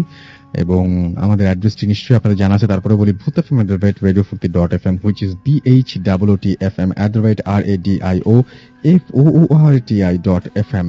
আপনারা যারা দেশের বাইরে রয়েছেন এবং যারা এখানে এসে উপস্থিত হতে পারছেন না কিন্তু ঘটনাটা অনেক বড়, তারা ইচ্ছা করলে আমাদেরকে রেকর্ড করে আপনার ঘটনাটি পাঠিয়ে দিতে পারেন এবং সেই অডিও ক্লিপটি যদি ভালো লাগে আমাদের তাহলে আমরা অবশ্যই প্লে করব। সেই জন্য এই একই ইমেল অ্যাড্রেস আপনাদেরকে ফলো করতে হবে এবং সেটি হচ্ছে bhutfm@radiofurti.fm। আমি দেখতে পাচ্ছি রাইস্তা ক্যান্টনমেন্ট থেকে বলেছেন যে স্টোরিগুলো অনেক ইন্টারেস্টিং লাগছে এবং তিনি বলছেন যে আজকে রাত্রেবেলায় ঘুমাতে ভয় পাচ্ছেন। আমি তো সবসময় বলি যে ভালোর পুরো ক্রেডিটটাই আমাদের গেস্টদের, যারা এখানে আসেন এবং যারা আপনাদের ঘটনা শোনান। মিরপুর রুমু থেকে লিখেছেন যে আচ্ছা রুম নিয়ে কথা ওয়াশরুম নিয়ে কথা না বললেই হয় না। না, অবশ্যই ওয়াশরুম নিয়ে কথা না বললে কি চলে? সবচাইতে মানে ভয়ঙ্কর। বাসার কাছে আমার কাছে সবচেয়ে বেশি ভয়ঙ্কর লাগে কিন্তু আয়না। আয়না একটা অন্য রকমের পৃথিবী মনে হয় আমার কাছে, এটা আলাদা ওয়ার্ল্ড। আসলে আয়নার ভেতরে আমি যেটা দেখছি সেটা তো উল্টা দেখছি। ওইটা কোন ওয়ার্ল্ড, কি দৃশ্য! মানে আয়না নিয়েও কিন্তু অনেক অদ্ভুত অদ্ভুত ঘটনা রয়েছে। আপনারা বিভিন্ন মানে হরর ফিল্মেও দেখবেন যে সাধারণত দেখা যায় যে অনেক সময় সাজেস্ট করে যে ঘরের সবগুলো আয়না আপনাকে ভেঙে ফেলতে হবে, এরকম ধরনের কিছু ঘটনা কিন্তু ঘটে। তো আয়নাটাও আমার কাছে খুব অদ্ভুত একটা জিনিস লাগে, বিশেষ করে রাতের বেলায় আয়নাটা একদম পুরোপুরি অন্যরকম হয়ে ওঠে। আয়নার সামনে দাঁড়াতেও কিন্তু বেশ ভয় পেতে হয়। তো আপনি অনেক রাতে হঠাৎ করে ঘুম ভেঙে উঠে আয়নার সামনে দাঁড়িয়ে থাকতে পারলে দেখতেই পারেন হয়তো অনেক মানে উদ্ভট কিছু আপনার চোখে পড়তেই পারে, সেটা হতেই পারে। যাই হোক, যারা এখন আমাদের এসএমএস করতে চান তারা এসএমএস করুন, লিখে ফেলুন SHOUT শাউট স্পেস আপনার নাম স্পেস আপনার মেসেজ পাঠিয়ে দিন 9840 নাম্বারে। আর আমাদের ইমেল অ্যাড্রেস কিন্তু একটাই, bhutfm@radiofurti.fm। সেটা আপনি পৃথিবীর যে কোনো জায়গা থেকে পাঠান না কেন, সেটা গানা হোক আর বাংলাদেশ হোক, সব জায়গা থেকে আপনি এই অ্যাড্রেসে আমাদের পাঠাতে পারবেন। চলুন আমরা পরবর্তী ঘটনায় যাই। সঙ্গে রয়েছেন আমাদের আরো একজন লিসেনার। আপনার নামটা বলবেন এবং আপনি কোথা থেকে? আমি ইঞ্জিনিয়ার রাজু, জিগাতলা থেকে, আমেন এন্টারপ্রাইজ। আমার দেশের বাড়ি গোপালগঞ্জের মুর্শিদপুর থানা। তো আমি আমার এলাকার কিছু একটা গল্প বলতে যাচ্ছি। সেটা হচ্ছে যে ওইখানে আমাদের এলাকাতে একটা দিঘি আছে, যেটা নাম হচ্ছে ভাইমারা দিঘি বলে। এই দিঘিটার মূল থিমটা যেরকম যে রাতের বেলাতে দিঘিতে নৌকা বাইচ হয় এবং দিঘির চারপাশে অনেক লোকজন থাকে যারা হচ্ছে ঢোল মানে প্লেট নিয়ে বসে থাকে। এরকমই একটা লোক যে রাতের বেলা উনি ওই মসজিদে যাচ্ছিলেন, মানে তাহাজ্জুদ পড়বে চিন্তা করে যাচ্ছিলেন। তো এই পুকুরের পাড় দিয়ে যেতে হয়। আচ্ছা। তো ওই কুয়াশা টাইপের এরকম একটা রাত ছিল যে উনি যাওয়ার পথে হঠাৎ করে খেয়াল হলো যে পুকুরের ভিতরে কিছু একটা ঘটতেছে। তো ওনার উপস্থিতিতে জিনিসগুলো সব বন্ধ হয়ে গেল। তো উনি যখন নামাজ পড়ে ফিরতে ছিল, মানে ফজরের নামাজ পড়ে যখন ফিরতেছিল, তখন কিন্তু একটু অন্ধকার থাকে, ফজরের নামাজ শেষ হলো। তো তখন দেখতেছে যে ওনার পায়ের কাছে একটা কাঁসার প্লেট পড়ে আছে। আচ্ছা। তো উনি চিন্তা করতেছে উনি কি প্লেটটা নিবে নাকি রেখে যাবে। তো উনি অ্যাটলিস্ট প্লেটটা নিয়ে আসে বাড়িতে। নিয়ে আসার পরে এটা সঙ্গে 2 দিন পরে উনি দেখতেছেন, স্বপ্ন দেখতেছে যে ওই প্লেটটা যদি উনি ফেরত না দেয় তাহলে ওনাকে মেরে ফেলা হবে। তো উনি প্লেটটা ফেরত দেওয়ার চিন্তা ভাবনা করে, কিন্তু ওনার ওয়াইফ প্লেটটা ফেরত দেয় না। আচ্ছা। যার কারণে ওনার প্রবলেম হয় যে উনি ফেরত দিতে চায় না। তো ওই প্লেটটা ফেরত না দেওয়ার কারণে ওই উনি যখন নামাজ পড়তে যাচ্ছে তখন দেখা যায় কয়েকজন লোক ওনার পিছনে দাঁড়ানো, মানে ফজরের নামাজ পড়তে তাহাজ্জুদ পড়ে ফজর পড়ে, তো ওই অবস্থায় কয়েকজন পিছনে লোক দাঁড়ানো এবং যারা ওনাকে বলতেছে পিছন থেকেই প্লেটটা ফেরত দাও, আমাদের লাগবে, প্লেটটা ফেরত দাও। উনি যখন পিছন ফিরছে তখন ওনার পিছনে কোনো লোক নেই। উনি মসজিদে গেছে, তাহাজ্জুদ পড়ছে। তাহাজ্জুদ পড়ে উনি আর নামাজ দিতে আজান দিতে পারে নাই, তার আগেই নাকি উনি ওইখানে সেন্সলেস হয়ে যায়। এবং যে সেন্সলেসে ওনার এখন পর্যন্ত উনি মানে একটা সাইড পুরো হয়ে থাকে, ওনার প্যারালাইজড হয়ে থাকে। এবং উনি ওই ভাষ্যতে মানে ওনার যে ভাষ্যতে ওই ভাষ্যতে উনি বলে যে আমাকে যখন আমি তাহাজ্জুদ নামাজ পড়ে সালাম ফিরিয়ে মানে পুরো সালামটা কমপ্লিট করি, তখন আমারে পিছন থেকে কেউ একজন চিবিয়ে ধরে, আমাকে আর উঠতে দিচ্ছে না ওইখানে বসা অবস্থায়। তো অনেক জোরাজোরি করার পর উনি উঠতে পারে না এখান থেকে। তো ওই আঘাতটাই ওনাকে লেগে আছে, যে কারণে উনি এখন প্যারালাইজড অবস্থায় আছে। আচ্ছা। আর একটা ছোট স্টোরি আছে, সেটা হচ্ছে আমার ছোট বোন, মানে চাচাতো বোন, অনেক সুন্দর ছিল ছোটবেলা থেকেই। ওর নাম হচ্ছে ডাক নাম হচ্ছে রেহানা। আচ্ছা। ওর একটু নামাজ পড়তো এবং মানে ফরেস্ট গেট টাইপের ছিল। তো আমাদের ওইদিকে একটা নাম করা মাদ্রাসা আছে, গড়ডাঙ্গা মাদ্রাসা। তো ও কোনো এক শখ বসে ওই মাদ্রাসাটা দেখতে যায় একদিন, মানে আমাদের ওই চাচাতো ভাই কয়েকজন মাদ্রাসাতে পড়ায়, তাদের সাথে খুব ইচ্ছা যে ও আল্লাহ ধর্ম করে যে মাদ্রাসাটা দেখবে। তো সেই সময়তে মাদ্রাসায় যায়। তো ও তখন ক্লাস 7-এ পড়ে। এই ঘটনা ঘটছে আরো কিছুদিন পরে, যখন উনি ক্লাস 9-এ উঠে তখন ঘটনা ঘটে। ও একটা জিন্দার পজেসড হয়। জিন্দার পজেসড হয়, তো এই সংক্ষিপ্ত করে ফেলে একদম। তো আমরা ওই এক মৌলানাকে আনা হয় যে ওনার প্রবলেমটা আমরা বুঝতে পারি। এবং যে মানে জিনটা আসছে সে খুব শুদ্ধ ভাষায় কথা বলতেছে। তার স্টার্টটা ছিল এরকম আসসালামু আলাইকুম দিয়ে যে শুরু করছে। এবং তখন তাকে জিজ্ঞেস করলে তুমি কেন ওকে ধরছো, তখন সে বলতেছে যে ও খুব ফরেস্ট গার্ড এবং যদি মানে মূল থিমটা এরকম যে ওকে যদি বিয়ে দেওয়া হয়, মানে আমি যদি চলে যাই, ওকে যদি বিয়ে দেওয়া হয় তাহলে আর বিয়েটা ভেঙে যাবে। তো আমি আরো সংক্ষিপ্ত করে দিচ্ছি, বিস্তারিত না, যে ওকে ও ছেড়ে দেয়, ছেড়ে দেওয়ার পরে বিয়ে দেয়, বিয়ে দেওয়ার ঠিক 1.5 মাস পরে ওর বিয়েটা ভেঙে যায়, কোনো Divorce কারণ দিয়ে দেয়। ছাড়াই। হ্যাঁ, ডিভোর্স দিয়ে দেয় ওকে। হুম, এটা হচ্ছে 11 ঠিক লাস্টের দিকে, নভেম্বর ডিসেম্বর দিকে আবার সে পজিটিভ।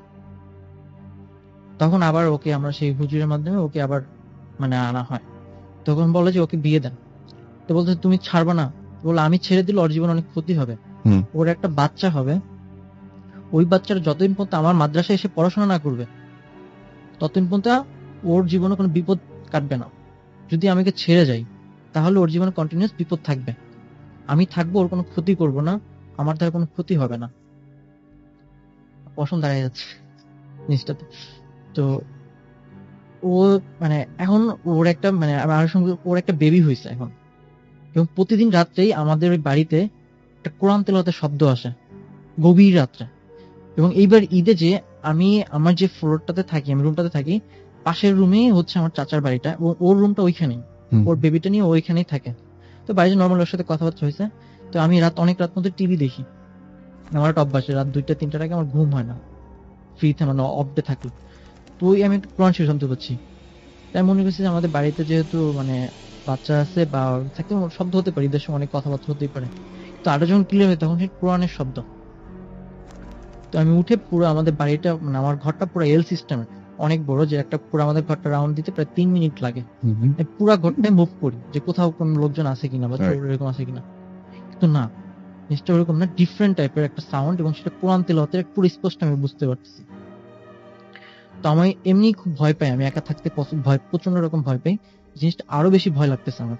তো আমি একটু দরজা ফাঁকা করে, মানে জানলা দরজা ফাঁকা করে একটু দেখতেছি যে পুরো সাউন্ডটা আমার কানে লাগতেছে যে একজন কোরআন তেলাওয়াত করতেছে। এবং পরের দিন সকালে যখন আমার বোনটা জিজ্ঞেস করি কি ব্যাপার, রাত্রে কি কোরআন তেলাওয়াত করছিলি তুই? কয় না ভাই। কি হয়েছিল? বলছে ওই যে ও জন্মগ্রহণ করার পর থেকেই ওই মানে যে আমাকে ওই জিনটা প্রতিদিন রাত্রে এসে কোরআন তেলাওয়াত করে। ওকে। এবং তখন সে পুরো ডিটেইলস বলে যে ও যতদিন পর্যন্ত মাদ্রাসা না যাবে ততদিন পর্যন্ত ওকে দেখাশোনা করবে। আপনি নিজের কানে শুনেছেন এটা? ওকে, থ্যাংক ইউ সো মাচ আপনাকে। আমরা পরবর্তী ঘটনায় যাব। আমাদের সঙ্গে আরো একজন গেস্ট রয়েছেন, ত্রিনা আমাদের এসএমএস করেছেন এর মাঝখানে, এবং তিনি কলাবাগান থেকে এসএমএস করেছেন। আমাদেরকে এসএমএস করেছেন দেখতে পাচ্ছি পাপিয়া, এছাড়া আমাদেরকে তুষার গাজীপুর থেকে এসএমএস করেছেন, প্রীণম ময়মনসিং থেকে আমাদের এসএমএস করেছেন, আমাদেরকে স্বর্ণা এসএমএস করেছেন, আমাদেরকে এসএমএস করেছেন অপূর্ব চট্টগ্রাম থেকে। আমরা শেষ ঘটনায় যাচ্ছি। আমাদের সঙ্গে জড়িত রয়েছেন, আপনার নামটা বলবেন, কোথা থেকে এসেছেন? হ্যালো লিসেনার্স, আমি সিফাত জাবের আহমেদ। আমি ঢাকা রেসিডেন্সিয়াল মডেল কলেজে পড়ি, আর এইচএসসি ফার্স্ট ইয়ার। আর আমি মোহাম্মদপুরের সেকেটেক এলাকায় থাকি। আমি এখন যে ঘটনাটা বলবো সেটা হলো আমাদের বাসা নিয়ে। আমরা আমাদের বাসায় নিজেদের বাড়ি, আমরা সেখানে 2000 সালের দিকে আর কি উঠি। আর প্রথম দিকে আমাদের বাসা ছিল নিচতলা। সো আর কি প্রথম দিকে তেমন কোনো প্রবলেম না হলেও একটা সময় গিয়ে আর কি আমরা বিভিন্ন রকম সাউন্ড পাওয়া শুরু করি, যে ছাদের উপরে কেউ দৌড়াচ্ছে বা লাফালাফি করছে, এরকম টাইপের সাউন্ড। তাও আমরা প্রথম দিকে এগুলো আর কি কেয়ার করি না। পরে একটা সময় গিয়ে আর কি মনে হলো যে না, এগুলো আসলে খুব অস্বাভাবিক ব্যাপার, যে এরকম তো সাউন্ড হওয়ার কথা না। সো একদিন আমি আর আমার ভাই ছাদের উপর যাই, এরকম দুপুর টাইমে। যাওয়ার পরে দেখি সাউন্ড পেয়ে ছাদে যাওয়ার পরে দেখি সাউন্ড অফ প্লাস আর কি কিচ্ছু নেই ছাদে। আর ওই সময়টাতে আমি ছিলাম ছাদের এক কোণার দিকে। দেন আমি আর কি হঠাৎ করে ফিল করতে লাগলাম যে আর কি আমি আর কি আস্তে আস্তে হাওয়ায় ভেসে ছাদ থেকে বের হয়ে যাচ্ছি, এবং একটা টাইমে আর কি আমি নিচে পড়ে যাই, নিচে পড়ে আর কি হাত পা ছিলে যায়। সো এটা ছিল আমার প্রথম ঘটনা। আর এরপরে ঘটনা যেটা, সেটা হলো আমার ভাইয়ের ফেস করা, সেটা আমাদের বাসাতেই। সেটা হলো আর কি আমার ভাই একটা সময় আর কি যখন রাতে বেলা ঘুমাতো, তখন আর কি দেয়ালের সাইড থেকে, দেয়াল খাটের সাথে দেয়ালের দিক থেকে আর কি কেউ তাকে আর কি টেনে আর কি দেয়াল ভেঙে বের করে নিয়ে যাওয়ার কি এরকম ট্রাই করতো, কিন্তু আর কি সেটা তো সম্ভব না। সো আর কি এটা হতো না আর কি। পরে আমার ভাইয়ের ঘুম ভেঙে গেলে আর কি সে চিৎকার করে উঠতো। এরকম পরে আমরা এইভাবে, এই অবস্থায় আমার ভাই আর কি অনেক অনেক একদিন কি দেখেছি। পরে আরেকটা ঘটনা এরকম দেখেছে যে মাঝে মাঝে আমাদের রুমের গেট খোলা থাকে, তখন আর কি দেখতে পায় যে রুমের ভিতরে কিছু একটা প্রবেশ করছে, যেমন আর কি কুকুর টাইপ এরকম প্রবেশ করে অন্ধকারে মিলে যাচ্ছে, এরকম ব্যাপার। ওকে, থ্যাংক ইউ সো মাচ আপনার ঘটনাগুলোর জন্য। আমাদের হাতে আজকে আজ সত্যিই সময় নেই, আমাদের শেষ করতে হবে, এবং আমরা আবার যাওয়ার আগে বলে যাই যে আপনারা যারা এতক্ষণ এসএমএস করেন, অনেকে এসএমএস আমি পড়তে পারি না, I am really sorry for that. And অনেকেই হয়তো আমাদেরকে এখনো এসএমএস পাঠাতে থাকছেন। আমরা চাইবো যে আপনারা আমাদেরকে সবসময় আমাদের সঙ্গে এভাবে থাকবেন এবং আমাদেরকে আপনাদের জীবনের সেরা ঘটনাগুলো ইমেল করে পাঠাবেন। এবং আমাদের ইমেল অ্যাড্রেসটি আরো একবার আপনাদেরকে মনে করিয়ে দিচ্ছি, bhutfm@radiofurti.fm। দয়া করে কেউ শুধুমাত্র ফোন নাম্বার এবং আপনার ঠিকানা দিয়ে বলবেন না যে আমাকে স্টুডিওতে ইনভাইট করুন, কারণ আপনার ঘটনাটি সঙ্গে থাকাটা খুবই খুবই খুবই জরুরি। আর অনেকে হয়তো হতাশ হয়ে যান যে আপনাকে কেন ডাকা হচ্ছে না। আসলে অনেকেই ইমেল পাঠান এবং সবসময় আমরা যেটা চেষ্টা করি সেটা হচ্ছে যে সবচাইতে ভালো ঘটনাগুলোকে সামনে নিয়ে আসার জন্য। সো আপনার ঘটনা যদি ভালো হয়, যদি আপনি একবার ব্যর্থ হন, তাহলে আবারও আপনাকে আমি সাজেস্ট করবো যে আরো একবার আপনি ট্রাই করুন। এবং এক সময় না এক সময় নিশ্চয়ই, মানে যদি আপনার ঘটনা ভালো হয় তাহলে ডেফিনেটলি আপনাকে আমরা ইনভাইট করবই। সো এটা নিয়ে একেবারেই চিন্তার কোনো কারণ নেই। যারা আসে তারা আপনাদেরকে আরো ভালো বলতে পারবেন কিভাবে আসেন। যাই হোক, আমরা চলে যাচ্ছি, আজকের মতো এখানেই শেষ করতে চাচ্ছি, এবং আমরা চাইবো যে একটা সুন্দর উইক আপনারা কাটান। ফিরে আসবো আবারও আগামী সপ্তাহে, আগামী শুক্রবারে ঠিক রাত 11:59 নতুন অতিথি এবং নতুন ঘটনা নিয়ে। সেই পর্যন্ত সবাই ভালো থাকবেন, সুস্থ থাকবেন, মোস্ট ইম্পর্টেন্টলি ফুর্তি থাকবেন। এবং আজকে আমরা চলে যাচ্ছি, বাট আমাদের প্লেলিস্ট জুড়ে রয়েছে দারুণ দারুণ সব গান, যেগুলো আপনাকে আপনার বাকি রাতটাকে অনেক সুন্দর করবে। So, stay tuned Radio Furti and don't stop the Furti আজকের মতো এখানেই। Tata. This track was downloaded from FusionBD.com.